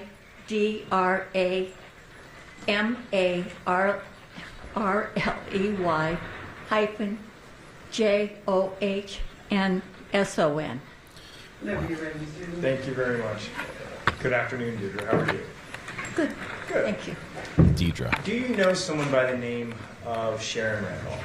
Yes, I do. Okay. Do you remember when you first met Sharon? Yes, I do. Tell us. There is a senior living community named Las Ventanas, and it's on West Charleston and Town Center. Sharon was hired at Las Ventanas to work in the beauty shop as the hairdresser. I was hired at Las Ventanas to work as the manicurist, and that is how I met Sharon. Around what year did you start working at Las Ventanas? It was as soon as it was built, and I would say that would be around the year 2000. Okay. So you knew her for about 8 years up to the point of when she passed away? Yes. I hope she has no filter. Do you know someone by the name of Thomas Randolph? Yes. Have you met Thomas Randolph before? I have spoken to Thomas Randolph on the telephone. Okay. I have seen pictures of Thomas Randolph. Okay. Do you see Thomas here in the courtroom today? Yes, I do. Could you point out where he is and describe maybe an article of clothing that he's wearing? Yes. He is sitting at the desk with a white shirt on, white hair, and black headset.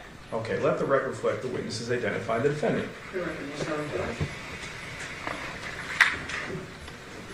At some point, do you learn that Sharon and the defendant are beginning to date?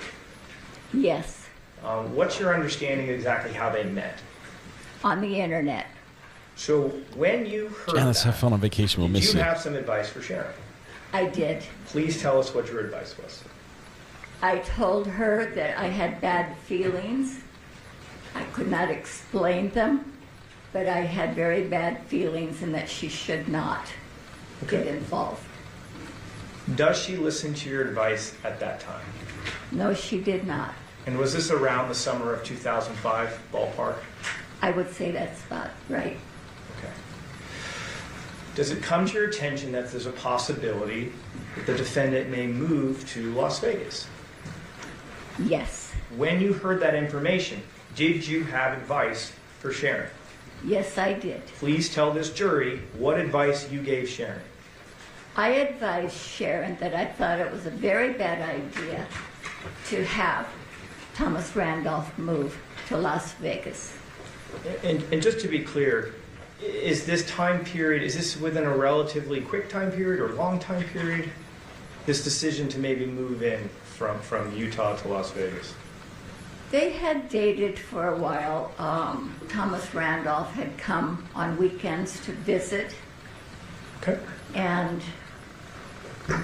then Sharon told me that he was going to move in. Okay, and then that's when you gave the advice? Yes.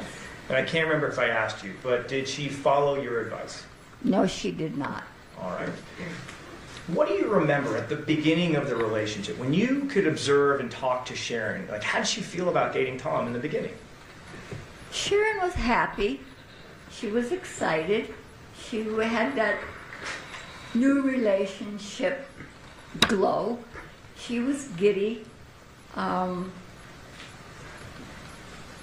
She was happy. All right. Do you recall them doing things in the beginning of their relationship? Yes. What sort of things do you remember them doing kind of as a couple? They would go out for dinner. I guess they would go out for dinner. I know that they would go back and forth to Utah to visit Mr. Randolph's parents. Okay. Do you remember them ever taking trips to places like San Diego? I do recall them taking a trip to San Diego.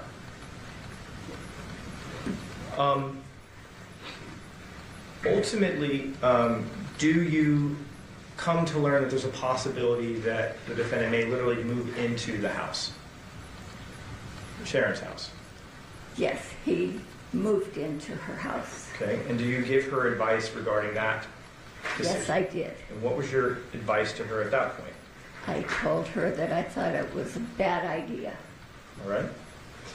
You mentioned that you worked with Sharon at the Las Ventanas Senior Living Center. Is that right? Yes. All right. And Sharon's the hairdresser, and you're the manicurist. Yes. And is that like an assisted? Is that like a retirement community? Yes, it's a high-end retirement community. Okay. When you worked there, was there a receptionist at the hair salon? No, there was not. Was there a business phone, though, at that hair salon? There was a business phone in the office, yes. Once Sharon started dating Tom, do you recall anything about that phone in the hair salon that stood out in your mind? It was after Thomas Randolph had moved in. He would continually call. He called multiple times during the day to speak to Sharon. I would answer the phone. Because you didn't have a receptionist?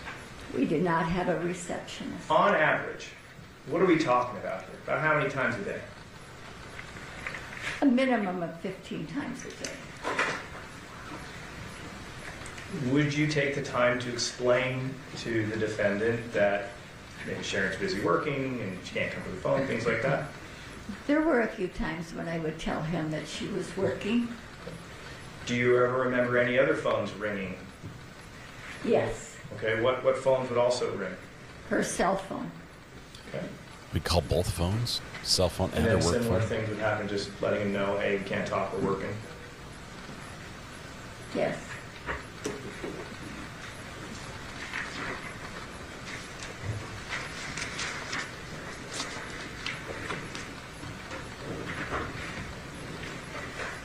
Based on your understanding, did Tom Randolph have a job that you were aware of? No. I want to ask you a little bit about Sharon's mood and demeanor as this relationship continues. You previously mentioned that she was giddy at the beginning, right? Yes. Do you start to see that change? Yes, I did. What do you start seeing? What are the differences you start to see in Sharon? I started to see Sharon become unhappy. She wasn't giddy any longer. She was unhappy. She was trying to work and he kept calling, and she would be frustrated, and she just wasn't happy. Okay. At some point, do you learn of a potential decision about whether or not to marry Mr. Randolph? Yes, I do. Was there a potential consequence that came with potentially not marrying Mr. Randolph? Yes. Okay. He told her that if she did not marry him, he would leave her. Do you give her a piece of advice? I did. Did you recommend that she legally marry Mr. Randolph? No. Well, I told her that she should go to Mexico with Mr. Randolph and have a mock wedding, Okay. that it would not be legal within the United States. Okay. So that's the advice you gave her. That is the advice I gave her. Did you think it would be a good idea to legally marry Mr. Randolph? No, I did not. As the months continue, let me rephrase. Do you become aware of them maybe going off to Mexico to do this ceremony? I knew that they had gone to Mexico. Okay. Does Sharon continue to work at Las Ventanas leading up to the point of when she passes away, or does that change? Sharon worked at Las Ventanas for a considerable amount of time. She had had eye surgery also, and she said that her eye was bothering her, but she was under the constant pressure of Thomas Randolph calling her multiple times a day and harassing her. Okay. The objection is to harassing her. That objection will be sustained. So ultimately, she leaves Las Ventanas. Is that right? Yes. Before she leaves, I want to focus on a specific event. Was there a time that she came into work that you noticed something on her body that gave you concern? Because if I could just get a foundation. If we could just approach on this. Sure. There we go. We're going to approach as they get foundation. Let me take this moment to just say a quick little update. The live stream we were planning on doing on Saturday, we ran into a snag. First of all, there was a miscommunication on the channel, and that YouTube had the delay on the live stream had not been started, so it was a 24-hour delay before YouTube would let us live stream on that channel. So we were trying the other channel, which is actually the one we told you would be on, and that one we had. Some foster children were present that legally were not able to be filmed. So we had to film everything but not put it out live. And so we're going to see if we can release some of that with editing the foster kids out. That's all. But I do apologize because I told you guys to be there and then I wasn't there. And I was in a hole. I could not text anything. It just wouldn't Was work. there a time when she came into work that you noticed something about her body that actually concerned you? Yes. All right. Around what year was that? Do you remember?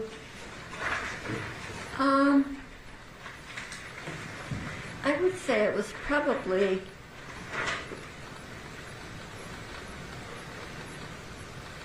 it was after she had married Thomas Randolph. Okay. 2004, 2005 maybe. Okay, so it's pretty early on, is that right? Yes. Okay. So, and let's just be clear. Do you, in terms of dates, because I know this is like 15 years ago, does her being married stand out in your mind as being, I saw it after she was married? I'm sorry, I didn't. You said 2000, and I'm just for clarity's sake, you said 2005, but you also said it was after she's married. And there's been some information that maybe the marriage doesn't actually happen in 2005. So the thing I'm trying to get out of you is the fact that she is married to Tom one of the things that you remember, like it's after her getting married to Tom that you noticed this? Yes. Okay, so if her marriage is, let's say, in 2007, it would be post 2007. Yes. Okay, all right. So, what do you notice on Sharon that catches your eye? I noticed her body language. She was moving very slowly and sore. She was sore. Okay. Did you see any bruises on her body? Yes, I did. Do you ask her, how did you get those? Yes, I did. And what did she say? She said it was a boating accident. Okay. Who was on the boat? Her and Tommy Randolph. And what did she say happened? She said that Tommy was driving the boat very fast across Lake Mead. And he made a sudden, sharp U-turn. And she was standing in the boat, and she fell. Okay. When you heard this, how did you feel when you heard this? I was alarmed. Do you say anything to Sharon after learning that? Yes, I did. What do you tell Sharon? I said, Sharon, I think he's trying to kill you. Do you give her any other additional advice? Yes, I did. What other advice did you give her? I said, whatever you do, do not accept any beverages or food from him. Okay. What's her response? What's her response to that advice? What did she say to you? She looked at me and she seemed a little surprised. She said, do you really think he's trying to kill me? And what did you respond with? I said, yes. I want to turn your attention to about a week before Sharon passes away. Yes. Do you receive a phone call from someone? Yes, I do. And who do you receive a phone call from? Sharon. You've obviously talked to Sharon many times in your life. Would that be fair? Yes. Please describe for this jury, what did her voice sound like on the other end of that phone? She was shaken. She sounded scared. And she sounded afraid. Did you believe that she was depressed at that point? Yes. What does she say to you? Judge objection. Can we approach? I've already decided this issue. She can answer the question. What did she say to you? She told me she needed to get a divorce. And so how do you respond? I happen to be the vice president on the board of the mediators of Southern Nevada. Okay. I said, okay, Sharon.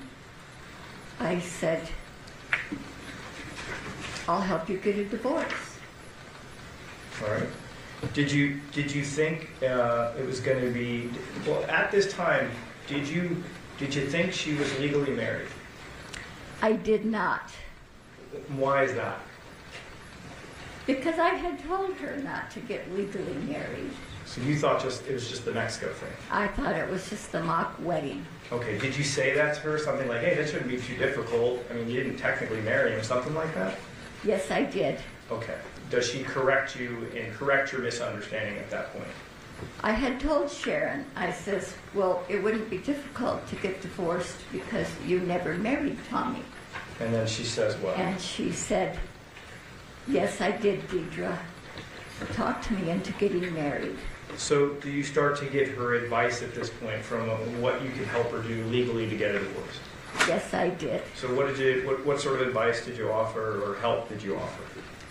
She had told me she had no money, that her money was gone, that they had gone through all of her money.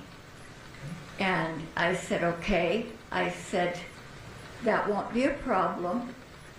I said, I do know attorneys, I know paralegals, or I will be glad to go down to the self-help center with you at Legal Aid and we will draw up divorce papers. Okay. Does she talk about the house at all? I asked Sharon what she had Tommy's name on. Okay, and what did she tell you? And she told me that she had his name on the house, but she had taken it off. I would object to that as hearsay, just for the record. Okay, just for the record, the court has previously ruled. Ma'am, you can answer the question. Go ahead. You can keep, were you done? I don't know if you finished your answer. She told me that she had his name on the house, but she took it off. Okay. Understood. Does she mention life insurance during this conversation? Yes. What did she say about that? I said, what else are you involved with as far as Tommy is concerned? And she said, he does have a life insurance policy on me. When you heard that, did that generate a reaction out of you? When you heard that, what were your feelings at that point? I told Sharon, I said, Sharon, this is a red flag to me. I said, now I'm worried for you. What did you ask her to do? I asked her to come and stay with me. What else did you tell her? I told her that I was worried for her and that I wanted her to come and stay with me because I wanted her to be safe. And how did she respond to that offer? She said, I know, Deidre, and she sounded worried, but she said, I want to be in my home. So what do you say to her at that point? I said to Sharon, I said, I can't force you to come and stay with me. I said, however, I would like you to. I said, but please, whatever you do, do not accept any beverages, food, or turn your back on Tommy. I don't trust him. I'm worried for you. She had a good read on I want to it. turn your attention to May 8th, 2008, just a week after this conversation. Were you planning that evening to make a phone call? Yes. Who were you planning to call? I was planning to call Sharon. Did you pick up the phone in one hand? I had my phone in my hand. What did you have in your other hand? To call Sharon. What did you have in your other hand? My other hand was the remote control to my television. Which one did you decide to use first? I put the television on first. And what did you see? I saw a segment on the news. And what was it about? About a husband and wife coming home from dinner. And the handyman had invaded the house. The wife entered the house first. I would have, this is not news that she's getting it from. This is news, and so this is clearly hearsay. It's just how she learned it. It's like it's hearsay, Mr. Chairman. That's another question. Okay. Do you learn of Sharon, what happens to Sharon on May 8th, 2008? Yes, she was murdered. Okay, I understand. I have no further questions for this witness. Cross. Yes, sir. See how she holds up on cross here.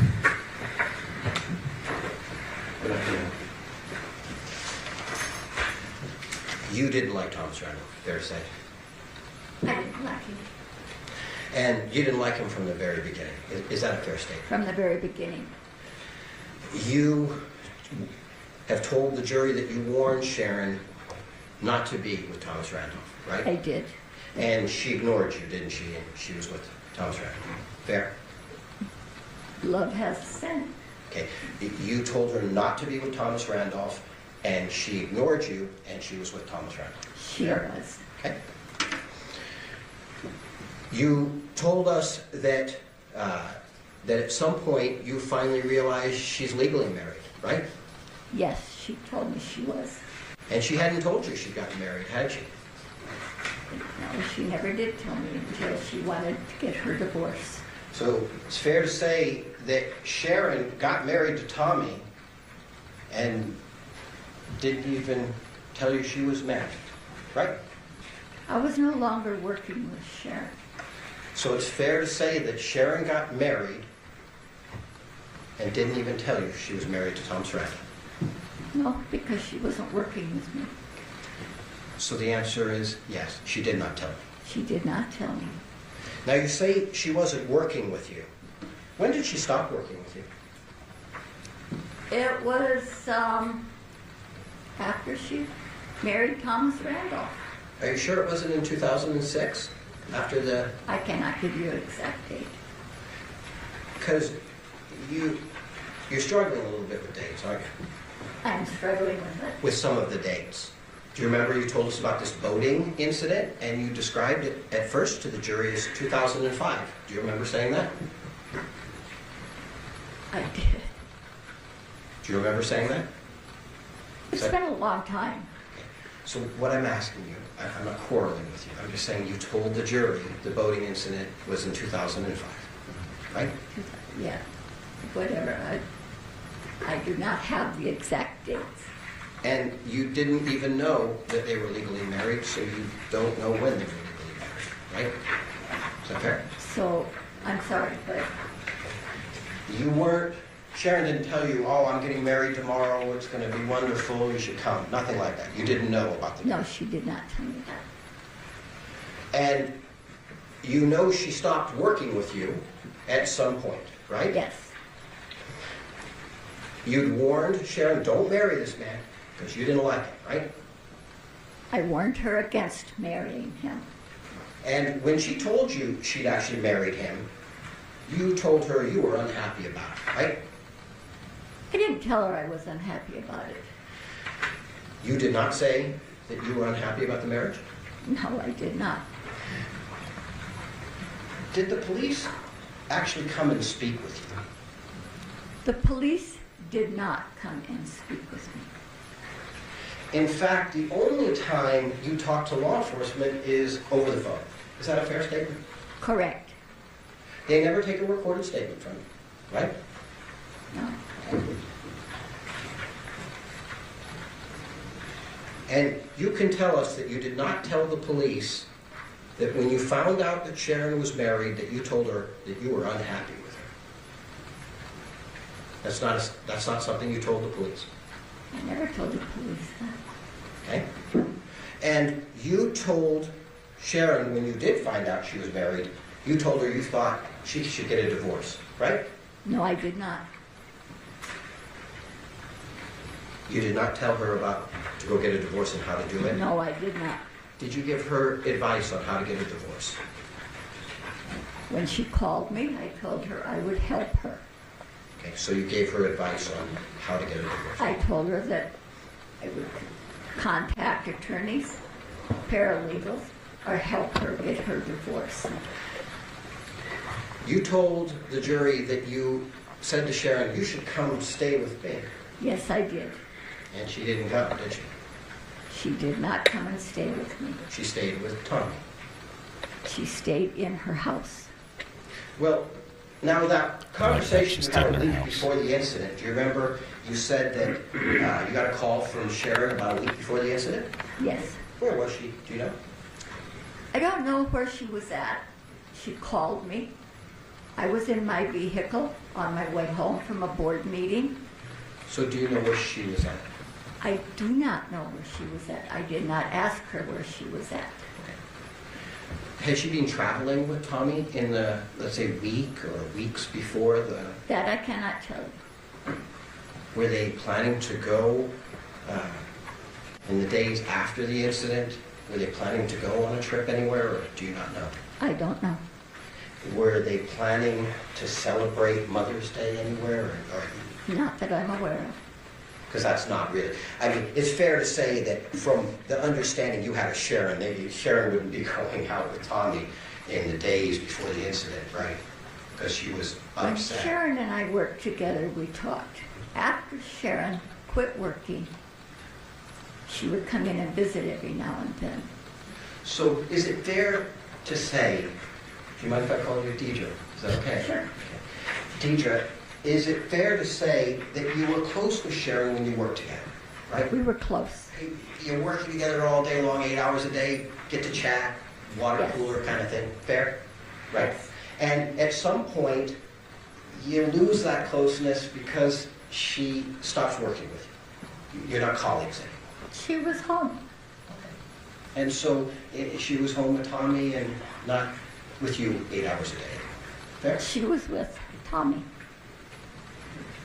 And so it's fair to say that in the weeks, months leading up to this incident, you weren't as close, you didn't really know what was going on in her life. Fair? It's not that I wasn't as close, because I always cared about Sharon. But she had a life to live, And it's clear. and I was working. And it's clear you cared about your friend, right? You cared about your friend, right? I cared about Sharon. And you were upset, obviously, that your friend had been murdered, right? Obviously, it upset you. I'm sorry. You were very upset when you learned your friend had been murdered. Is that a fair statement? I was extremely upset. And it's fair to say that you were discussing for a second, talking about anything that said you heard news accounts, right? You said you heard news accounts. I saw the segment on the news. And it's fair to say that your friend deserves justice, correct? I believe she does. And you would like to make sure you can do whatever it is you could do to get that for her. Very much. Last sort of area.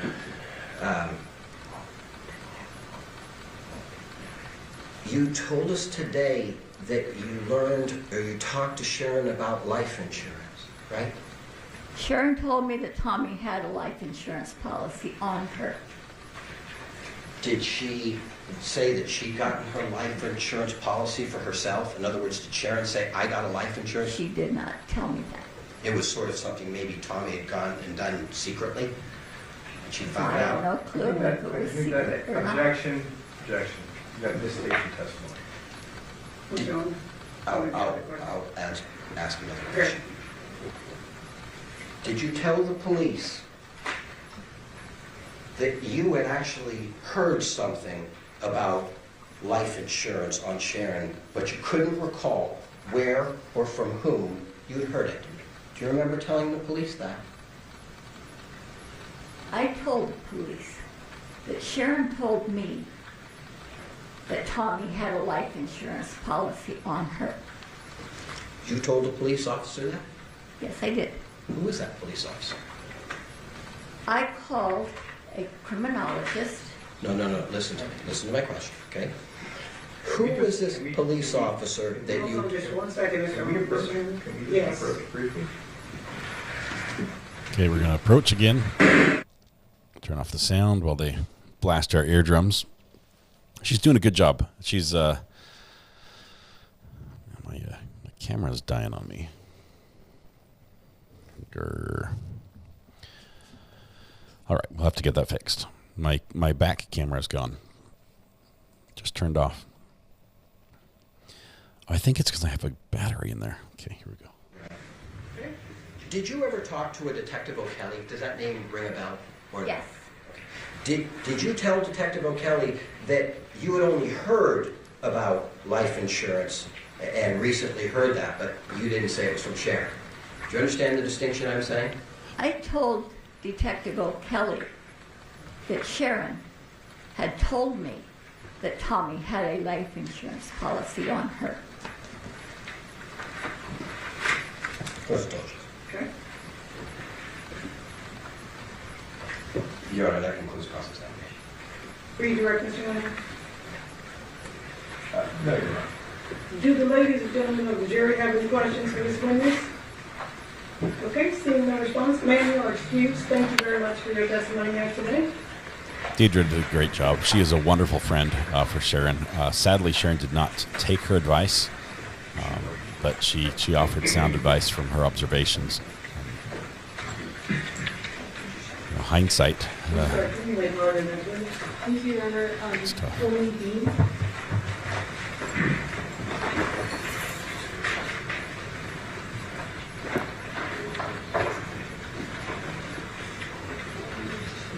Mr. Tony D? Mr. Tony D?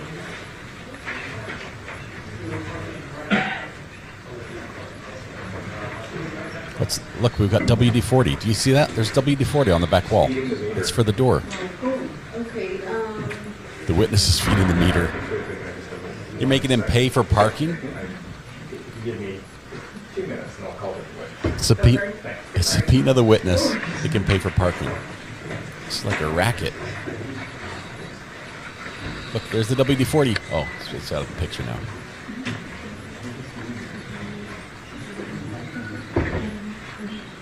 They got the squeaky door message. Yeah, we have an emoji for WD-40. That's funny. It's so common in the courtroom. We were doing the squeaky door count, and they fixed it.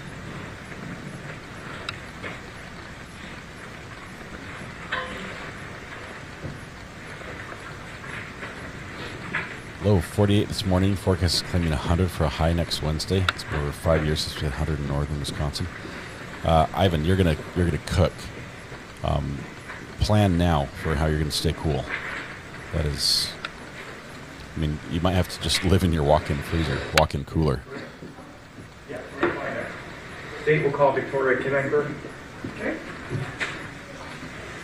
She comes. There's the emoji.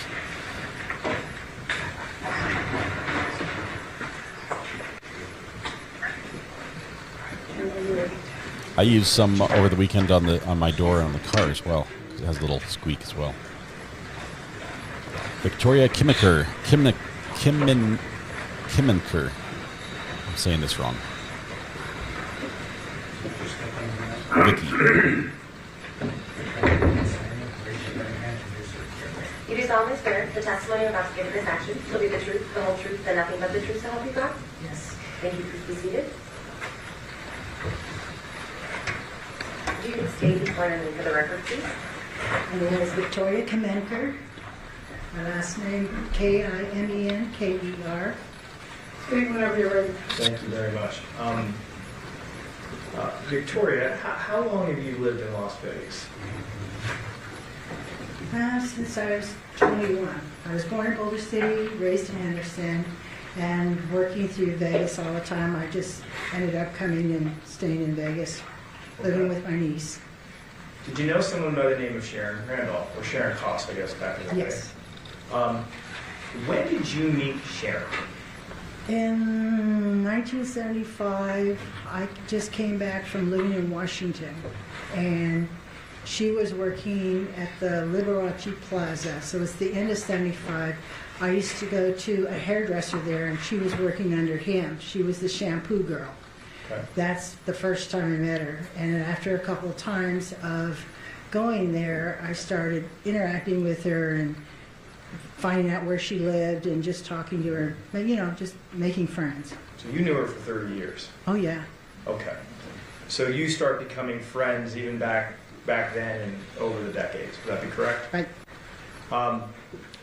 You were, I'm sure you were friends with her when she was married to Philippe. Would that be fair? Did you do a lot of social things with her over the decades? Yes. Did a lot of things, camping.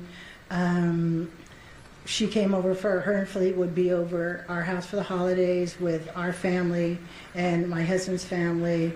And we would always socialize, doing a lot of things. Okay.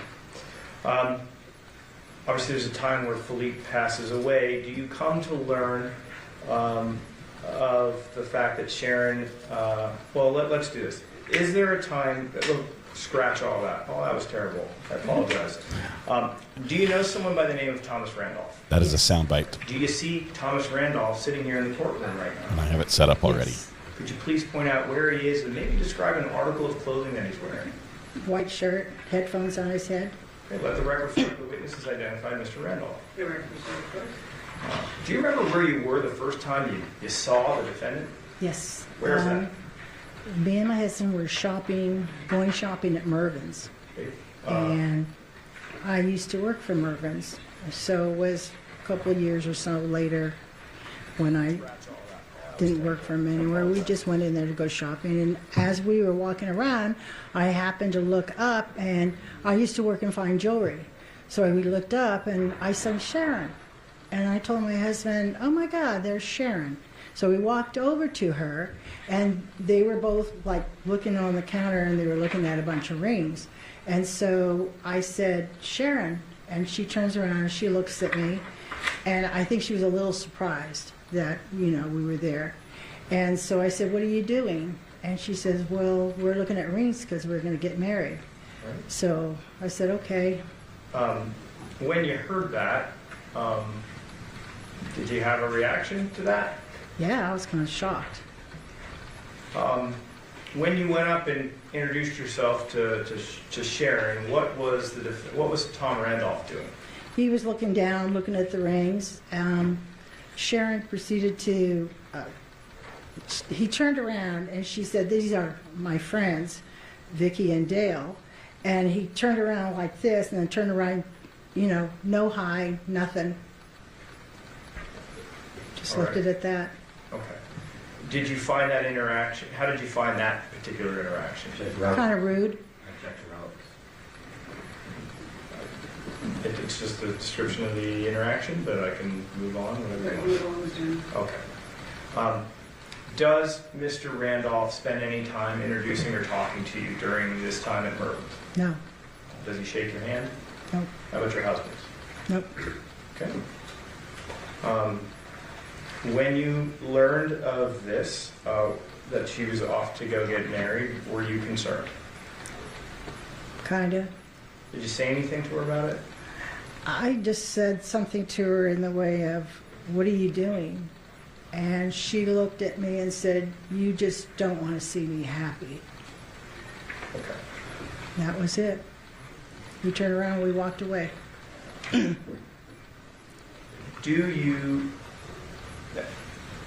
She started off as a shampoo girl. What does she start to do as an adult? And I mean, by she, I mean Sharon. What does she start to do later in life? Because you said she was kind of a shampoo person to start, right? She becomes what? Well, she left that place and went and found her own position in another salon. And right after that, when she did that, I started going to her. And not just to do shampoo, but she was a hairdresser. Right, she was a hairdresser. That was what I was looking for. Yeah. Do you continue to get your hair cut from Sharon? Yes. All right. Were there any times that you went over and had your hair done over at her house? Yes. A couple of times. Okay. Have you ever heard the name Michael Miller before? No. Okay. Do you remember ever going over there seeing a handyman over at the house?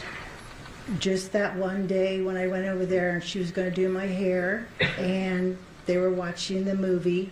Who's they? Huh? Who is they? I'm sorry. That's the movie. Sharon, Randolph, and Miller. And she wanted me to wait for me to do my hair, and I said, I really don't want to. She goes, just until we watch this movie. So she made me go sit on the love seat where that Miller guy was and introduced me to him. During the time that you were there, did you see Mr. Miller and Mr. Randolph engaging in any home improvement projects? Yes. Okay, what were they doing? After the movie was over, they went outside to look up at the lattice that was, I guess, falling apart. And I remember they grabbed a ladder, and I saw Mr. Randolph climbing up on the ladder. And Randolph? Yeah, Randolph. And I said to Sharon, well, if he's got such a bad back, why is he climbing the ladder? Okay, so that's kind of the extent of what you saw. You climbed up on a ladder. All right. I'm sorry, Mayor, is that a yes? Yes.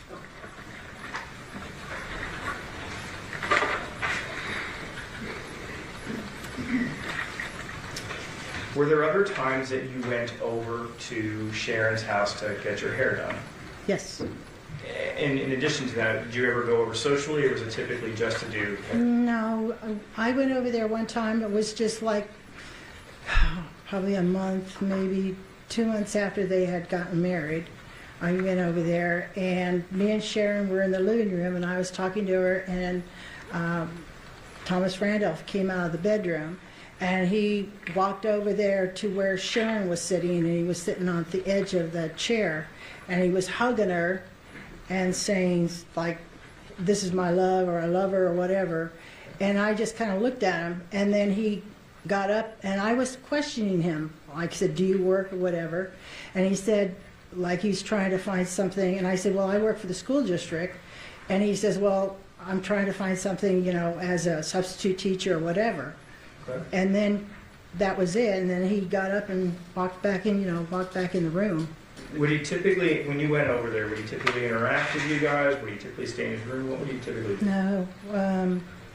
When me and my husband were out there, I don't remember the time, but we were out there, and we were out in the back patio, and that's when Sharon was asking my husband about the lattice on top, because it was falling apart. And being my husband's been in construction for a long time, was telling him, and he never once came out. He poked his head through the door. Okay, so you just gave a ton of information there. So there is a time where you and your husband Dale go over to the house, is that Yes. right? And there is a conversation about how to fix that roof lattice area, right?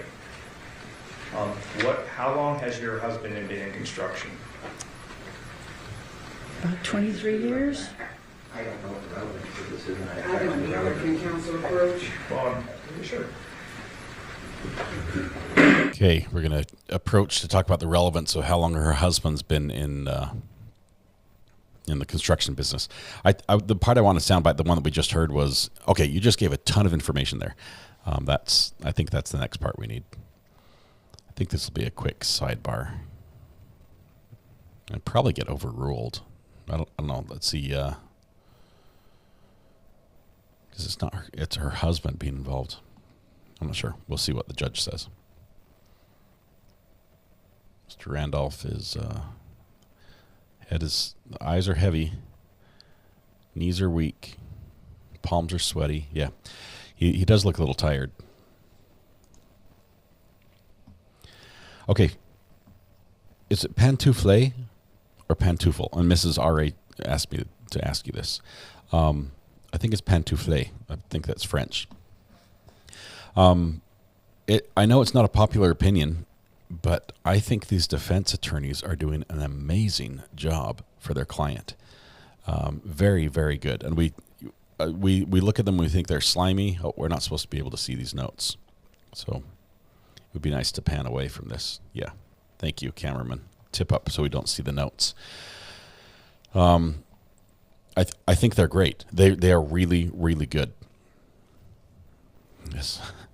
Did a little Eminem line there. It seemed to work.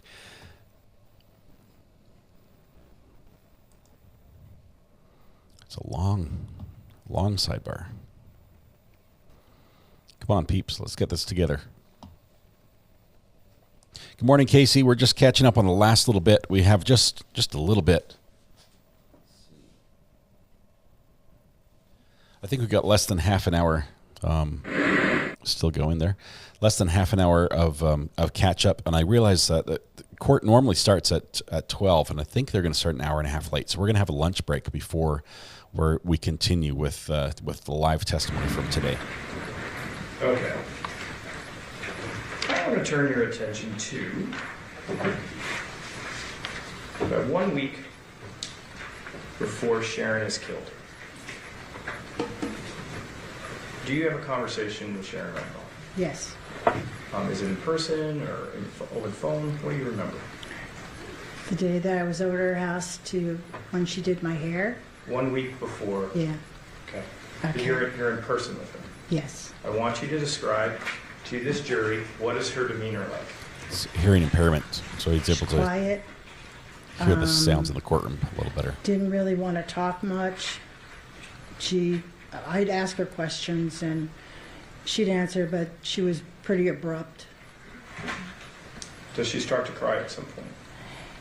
When she told me that she wanted a divorce. And what else does she say? She said that she wanted a divorce, and I was kind of in a shock. And she said, but I don't have anywhere to go. And I said, well, you can come live with me and Dale. You So know. you offer that to her? Yes.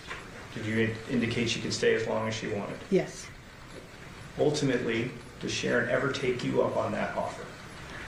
No, because after that, she went to Utah. They were traveling to Utah. And I said, I'll talk to you when you come back. And it was like not long after that that I found out that, you know, that she had died. Thank you. I have no further questions for Mr. Witness. Ross? Yes.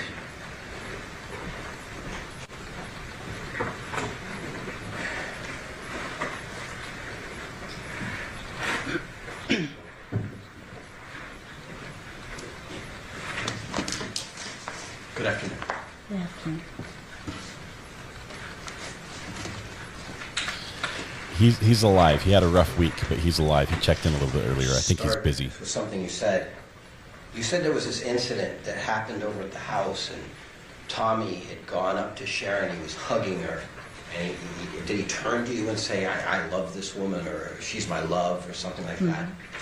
Is that a yes? Yes. Like really affectionate kind of thing? This guy's sneering as he talks. Is that a yes? I just thought it was just a big put on. Yeah, you didn't like it. No. Him saying he loved his wife and hugging her, it was something that Right. you thought, yeah, I don't really like this. Right. Right?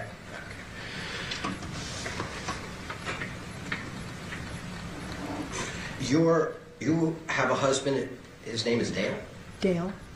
And there was a while when you and your husband didn't really talk to Sharon. Right. Isn't that right? Right. Because Dale had been unhappy. No, we were. Oh, just one second. Relevant. Objection. We can approach. Yes, please. Okay, they're going to approach again the relevance of Dale being unhappy with Sharon and why they're not talking. I think they do get to hash this one out. This is just finishing up the last witness for Friday afternoon. We are expecting the court begins shortly, in just a little bit. But as soon as this one's over, I'll get the hard time of when court's supposed to start, and we'll let you know if there's going to be a significant lunch break or if we're going to stay live through it. I think we get a little lunch break. I would say a lot of people don't like the defendant, but the defense is doing a good job painting a believable story, a different perspective, as like they said in the opening. You know, it's all about perspective and how you see things. A believable story that paints a different picture, that he's actually a good guy and he's trying. These people just didn't like him. Of course, the jury, if they don't hear anything about what happened to wives 1 through 5, they're going to have. Honestly, I think they'll be hard pressed to convict on this one unless they get some really firm evidence, and I think it's going to be all circumstantial. Still got sound there in the courtroom. Santa Claus has left the building, so I guess he's not always watching. Bailiff's working on Elmo.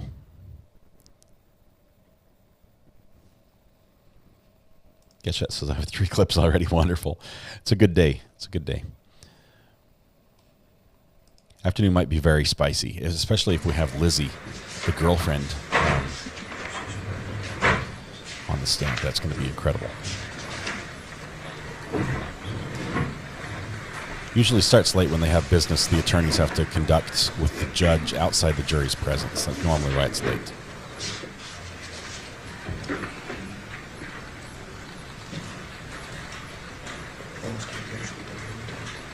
I think it's Elmo is a acronym. I'll find out for you. Or someone will probably beat me to it. You and your husband were a little upset about what had happened with Philippe, correct?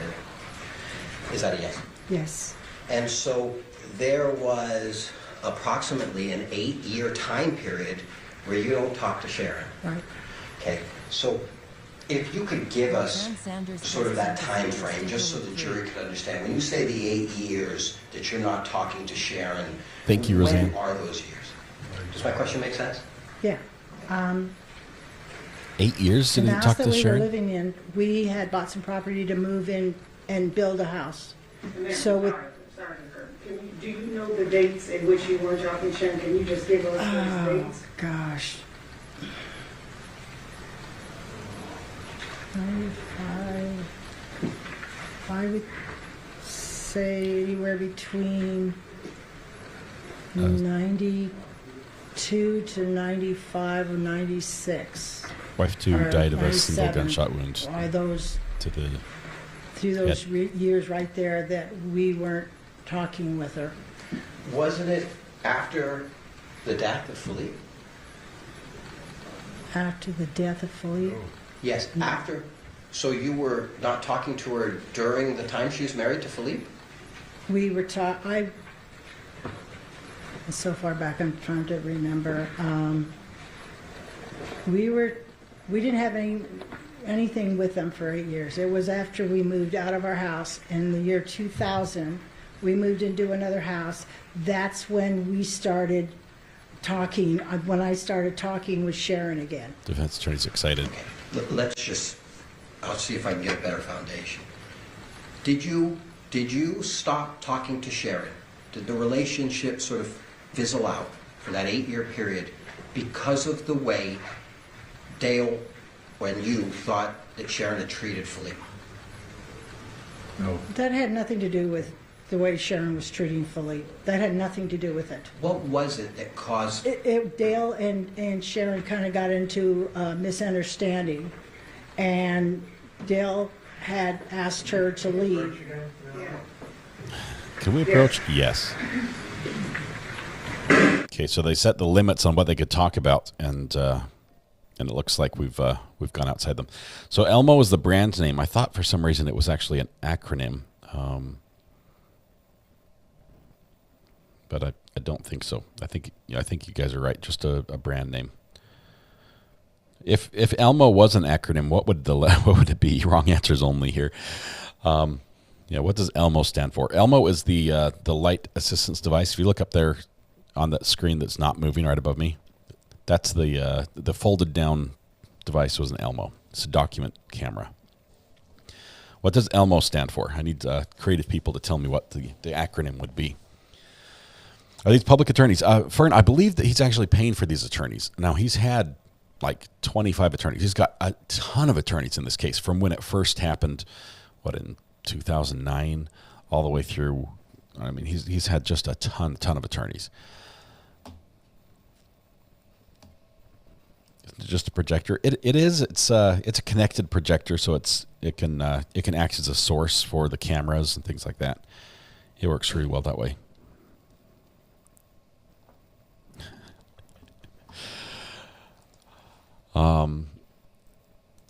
Electronics monitor makes sense for Ola. Electronic light monitor operator. All right. Make sure we get the audio here when they finish this. I don't think he's sleeping right now. I'm trying to watch both the audio levels and his eyes to see if he closes. He's writing furiously. I think he's the juices have really the brain juices are really working now. Electronic lawnmower operator.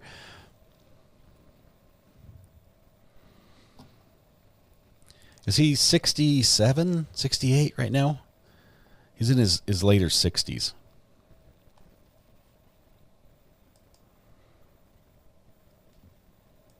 I think that's, I don't know where he gets his money from. He has some retirement, I think. If he's retired from the state of Indiana, he has some of that as well. Exotic llama mammogram official. All right. Not what I was thinking, Cachette, but possible.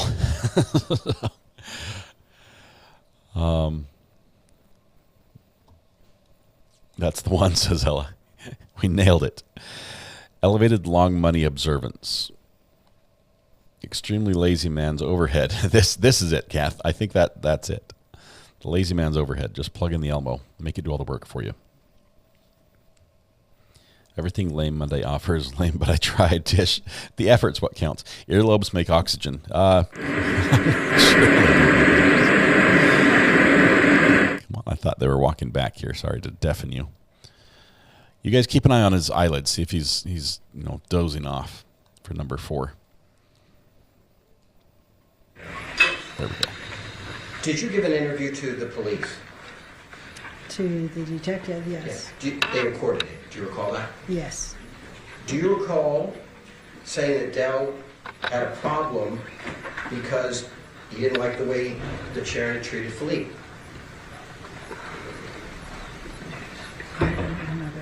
If I showed you a copy of your statement to the police and what you said, would that help refresh your memory?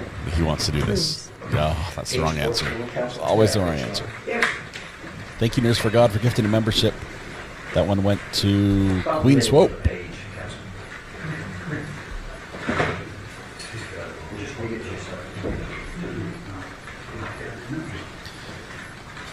I Googled what does Elmo stand for, and Google comes back with enough, let's move on.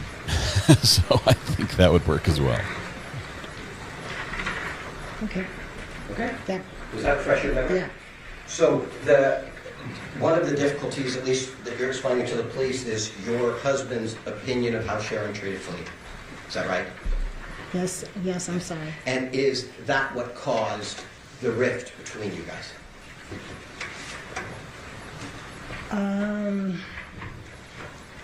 That wasn't what caused the rift between Sharon and Dale. No, that was not.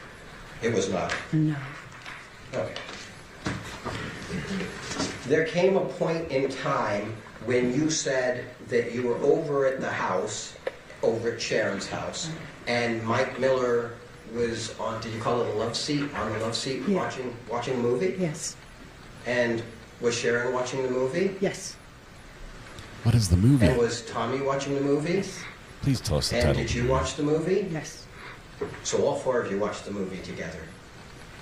Is that a yes? Yes. That's higher math. And is that the only time you saw Michael Miller? Or the movie. And do you also remember telling the police, remember you were talking about how Tommy went up on the ladder? Is that a yes? Yes. And that Michael Miller was holding the ladder? I remember him standing next to the ladder. I don't remember him holding the ladder. Okay, do you remember him standing next to the ladder? Yes. Do you remember telling the police he was holding the ladder? No, you're not sure. Page 16.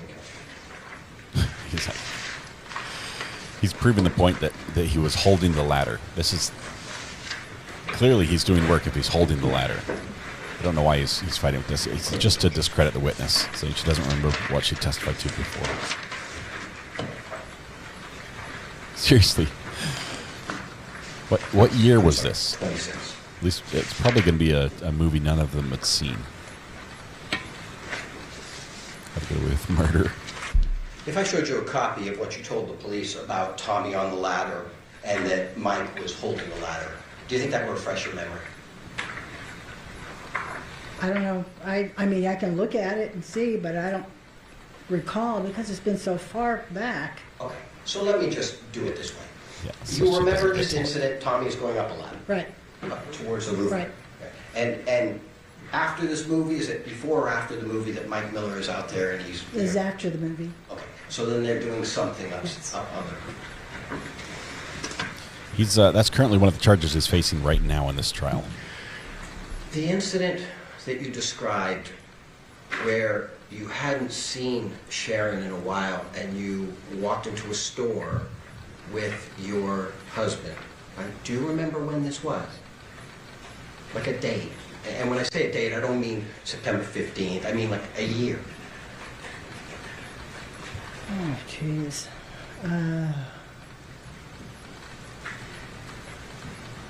No, I don't even remember the year. Do you remember the store? Pardon me? Stores Mervin's? And you saw Sharon and Tommy looking at rings? Yes. Like women's rings. Do you know if it was for a woman or a man, or you don't know? No, they were just looking at wedding rings. Okay. And Sharon told you, you asked Sharon what she was doing, right? Right. You really hadn't seen her in a while, had you? Nope. I'm sorry, no, I didn't. Was that during that sort of 8-year period? Yes. Okay. Okay. So you're not talking with Sharon, and you go into the Mervyn's and you see Mr. Randolph, you see Tommy and Sharon looking at these rings, right? Right. And she tells you what she was doing, right? We're looking at wedding rings. Right. And you tell her you essentially disagree with this, right? You're not happy about it. No. And she responds, if I heard you correctly, you just don't want to see me happy. Mm-hmm. That's what she said to you. That's what she said to me. So if I understand you right, you hadn't really been close with her during that time period, right? Right. And now you're approaching her, she's looking at rings with Tommy. Right. Right. And this exchange happens. Sorry, Ann, I didn't And see she that. continues Doesn't to look look at like it rings. came through.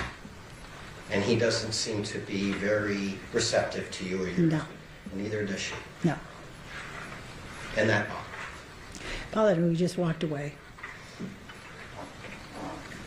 Do you remember describing that you knew that they, Tommy and Sharon, were having a little bit of a dispute about Tommy wanting to have the grandkids come live with them? I don't know anything about that. You don't know anything about that? No. Here, out comes the testimony. What page? May we approach? Okay, so this attorney just loves to bring out the prior testimony. It's been so many years.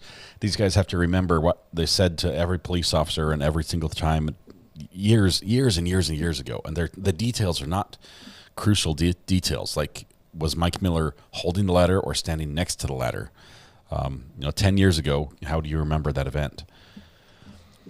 Losing track of attorneys. How many are we at now? I think he's like close to 20. It's nuts. He's got a ton of people that have been on this case, including at one point one of OJ's attorney was on for a while. Tommy was a bit of a player back in the day. I think he was a player. He didn't have a lot of game. Okay, let's just say he was not a pro player in the game, so to speak. But he was very good at picking victims that were susceptible to what he was good at. And I think that's why these women would fall for him, because he would detect, like a lot like he did with Mike Miller allegedly, is detect someone that he could manipulate, either by with him it was providing money and beer and things like that for him. I think he found women that had money, that had these same weaknesses that he could prey on, and that's why he got 6 wives. So he's paying for all these attorneys, I believe so. I think 28 attorneys or 29. That's a ton of attorneys. That's a lot. But I mean, Sarah Boone is even impressed about that amount. She doesn't have anything to complain about. 6 lives too. He was at least semi-pro. He was like pro-am. I'd say pro-am is probably where we'd put him. That's why I can't believe most of what the last 2 witnesses have said, because of the recollection and the time. We saw with Deidre, I think when she was talking about how she turned on the TV instead of calling Sharon and heard the news report, and she's giving the report, the report she gave would not be what the news had offered. That would be what she knows now about the situation. News at that time, if it's breaking news, would probably know that there was a killing, a murder, but not all the facts the way she heard it. And there was an objection there for that reason. Cargar11, thanks for clicking the subscribe button. We call that admitting to being an addict. You're one of us now. You can never leave. Welcome. What charges is he facing or trying to avoid? 2 counts of murder. No death penalty on this one because of his age. But basically, he's charged in the death of his wife as well as in Mike Miller. And then there's one other. What's the third charge? I don't recall off the top of my head. I'll have to look it up. Predators are good at finding prey. They very much are, and he was good at that as well. You about whether there was some dispute between Sharon and Tommy regarding Tommy wanting his 3 grandchildren to come live with them in Vegas. You said you don't remember saying that to the police. I don't recall any of that. Okay, that's fine. It's been a long time. Okay. Counsel, page 7. He like grins as soon as he finds something where he can point out a discrepancy. Portion, that highlighted. You just read that to yourself. let me know when you're done. You can leave off if you want to contact. Casey, he was convicted in this trial in 2017, and then he won an appeal. I think it was 2017. He won an appeal, but because of the conviction, because of the nature of the crime, he actually stays in custody until this trial's over. So if he's found not guilty in this trial, he'll be released. He served time previously for witness tampering in a related case to death number 2, or wife number 2. But he was acquitted of that murder as well. I don't recall any of that. I have just shown you a copy of a transcript of your interview. Okay. And you realize those were your words you were reading, right? Like I said, it was so long ago that I don't even recall, but if it's on paper, then it must have been when the detective was, asking me the questions. Right. And did you see that you were talking about a dispute about Tommy wanting his 3 grandkids to come? Is that what you read on the paper? Yeah. But I don't recall. I don't remember. You don't dispute this transcript, do you? It was just so long ago. I don't recall it.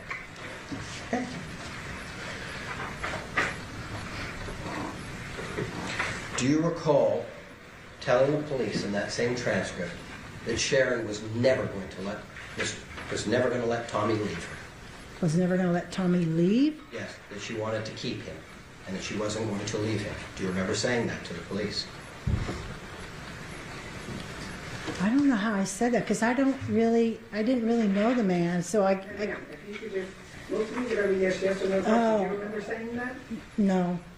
I don't remember. If I showed you a copy of your transcript, would it It's refresh probably there, but like I said, I don't recall. It's been so long ago, I could have.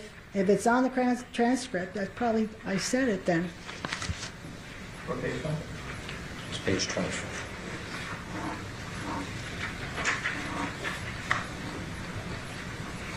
So these are the counts. Thank you, Samantha, for putting these up here. Thomas Randolph was faced with conspiracy to commit murder and 2 counts of murder with the use of a deadly weapon. Even though they're not saying that he pulled the trigger for his wife's death. The state is saying that was Mike Miller that did that, but because it was, they're alleging it was a hitman for hire type situation, he's just as culpable. So he's getting charged for both. Without saying what anybody said, did you have a conversation with your daughter about Sharon?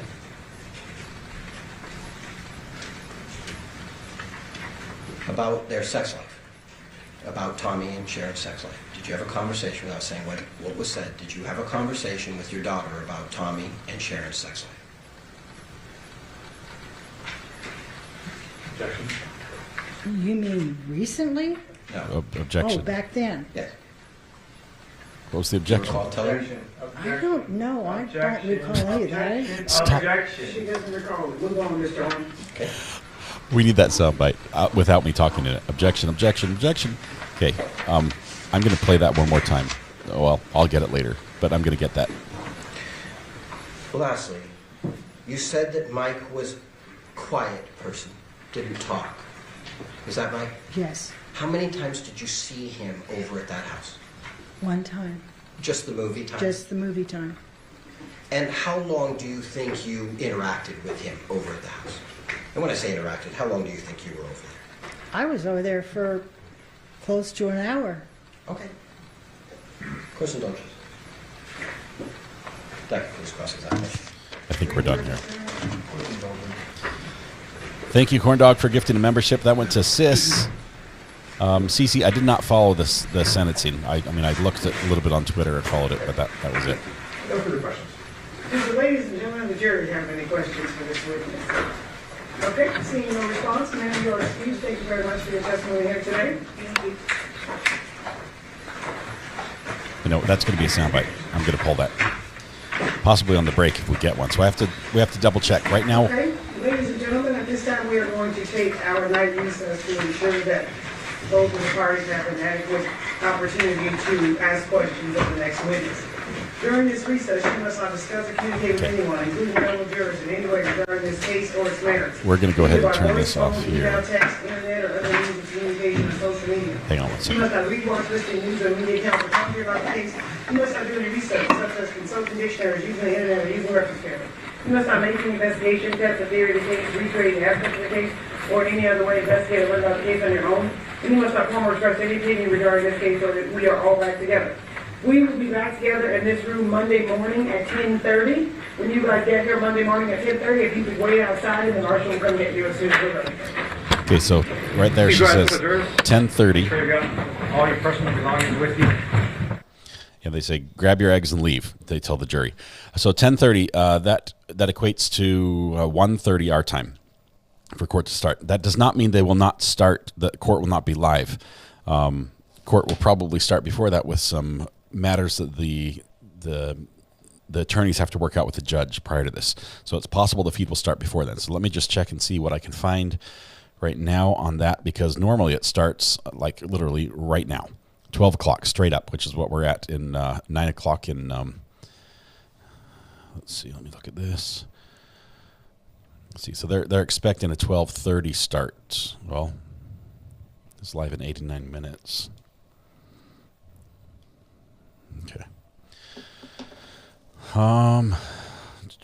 Live for this is in 90 minutes, so confirmed 1:30 time to start. So we do get a break. We get a break, which is good because I have to get that soundbite for the objection. Can I get the buffer sound to be objection? We could probably do that. It would blend right into the court instead of the dial-up internet sound. Hey, Mrs. R.A. is bringing me lunch. Oh my goodness, look at this. We have a salad with, it looks like, is this kale? Spinach? I'm not sure what. It's probably healthy. It also has, let me show you this. Oh, okay, it's right back here. So a salad has got strawberries in it and some mozzarella cheese, and she got me 2 egg rolls as well. I'm going to probably get a wee bit of soy sauce, which is probably the least helpful thing I'm going to eat today. But we're going to do that. Oh, it smells delicious. So, can you guys smell that? Like if I move the microphone down by this? Can you guys smell that over the sound waves? I'm sorry. It smells so good. I love a good egg roll. All right. Let's see. So 1:30 Eastern time, we're going to start. That means we'll start at 1 o'clock if that works. So we'll give everybody a 1 hour break. I will promise to get that soundbite for objection. I do have the soundbite, the previous one, where if you do exclamation point oops in chat, that one is set up. I believe it's the same attorney. You mispronounced ice cream. That's after. We're going to have Scratch all that. Oh, that was terrible. I apologize. Yes, we've got that soundbite already. Thank you very much for that one. I'm not sure who clicked that, but that was Thadam, or Adam Nusky with a TH, silent TH. No ranch. I don't have any dressing on this right now. I might put a little, probably not ranch today. I'm feeling in a little more spicy mood. Okay, so we're going to start in 1 hour, or just shy of 1 hour. We're going to come back from lunch, and we'll be live. We'll be live from the case with the case out of Las Vegas. I'll get dressing, and I'll also get a fork because that makes. Well, I've got a fork over here. It's wrong if you have fried pickles for breakfast and don't want to be right. Yeah, I have not had fried pickles in a long time, but I should. What is this green stuff? It's rabbit food. I tell you, she's trying to kill me. No, it's healthy. It's good stuff. I actually do enjoy a good salad. I've loved a salad since I was a kid. I ate iceberg lettuce then, and now we eat. I don't know. This looks more like lawn clippings sometimes. There's like dandelions and stuff in it. It does have a little bit more flavor than an iceberg lettuce, but I still have a good salad. All right, give me a couple more chews. All right, now we're ready. So this is all right. Thank you. I think you got too caught up in the lunch. Oh, it's yummy. I'm gonna eat this, and then we're gonna make the soundbite, and we'll be back. So tonight, when you come home, please hug the people you love, smile at someone, make their day just a little bit better, and please stay safe till we go live in less than an hour. About 57 minutes. We'll be back, and we'll be live then from the court. Scratch all that. Oh, that was terrible. Wow. All the sounds. We'll see you all in a little bit. Carissa, thank you very much for being here. Everybody, thanks to the wonderful mods. We do have a new mod. A mod emoji. that's available. So you can check for that if you're a member. You can see one of the custom emojis. Just one more way to shout out to the amazing mods we have here on the channel. I'm eating like Popeye. I am, and the muscles, they're coming soon. Any day now, they're just going to pop out. So, all right, I think that's it. I'm not a cat. I'm not a cat. Let's go home now, all right? Y'all go home now, you hear? Get some lunch. We'll see you afterwards. Thank you, Greeners. Thank you, everybody, for all you do. It would not be the same here without you. This is the best place on YouTube to watch true crime, and it's all because of you. It's the best community in the world. Thank you so much. We'll see you after lunch. Bye.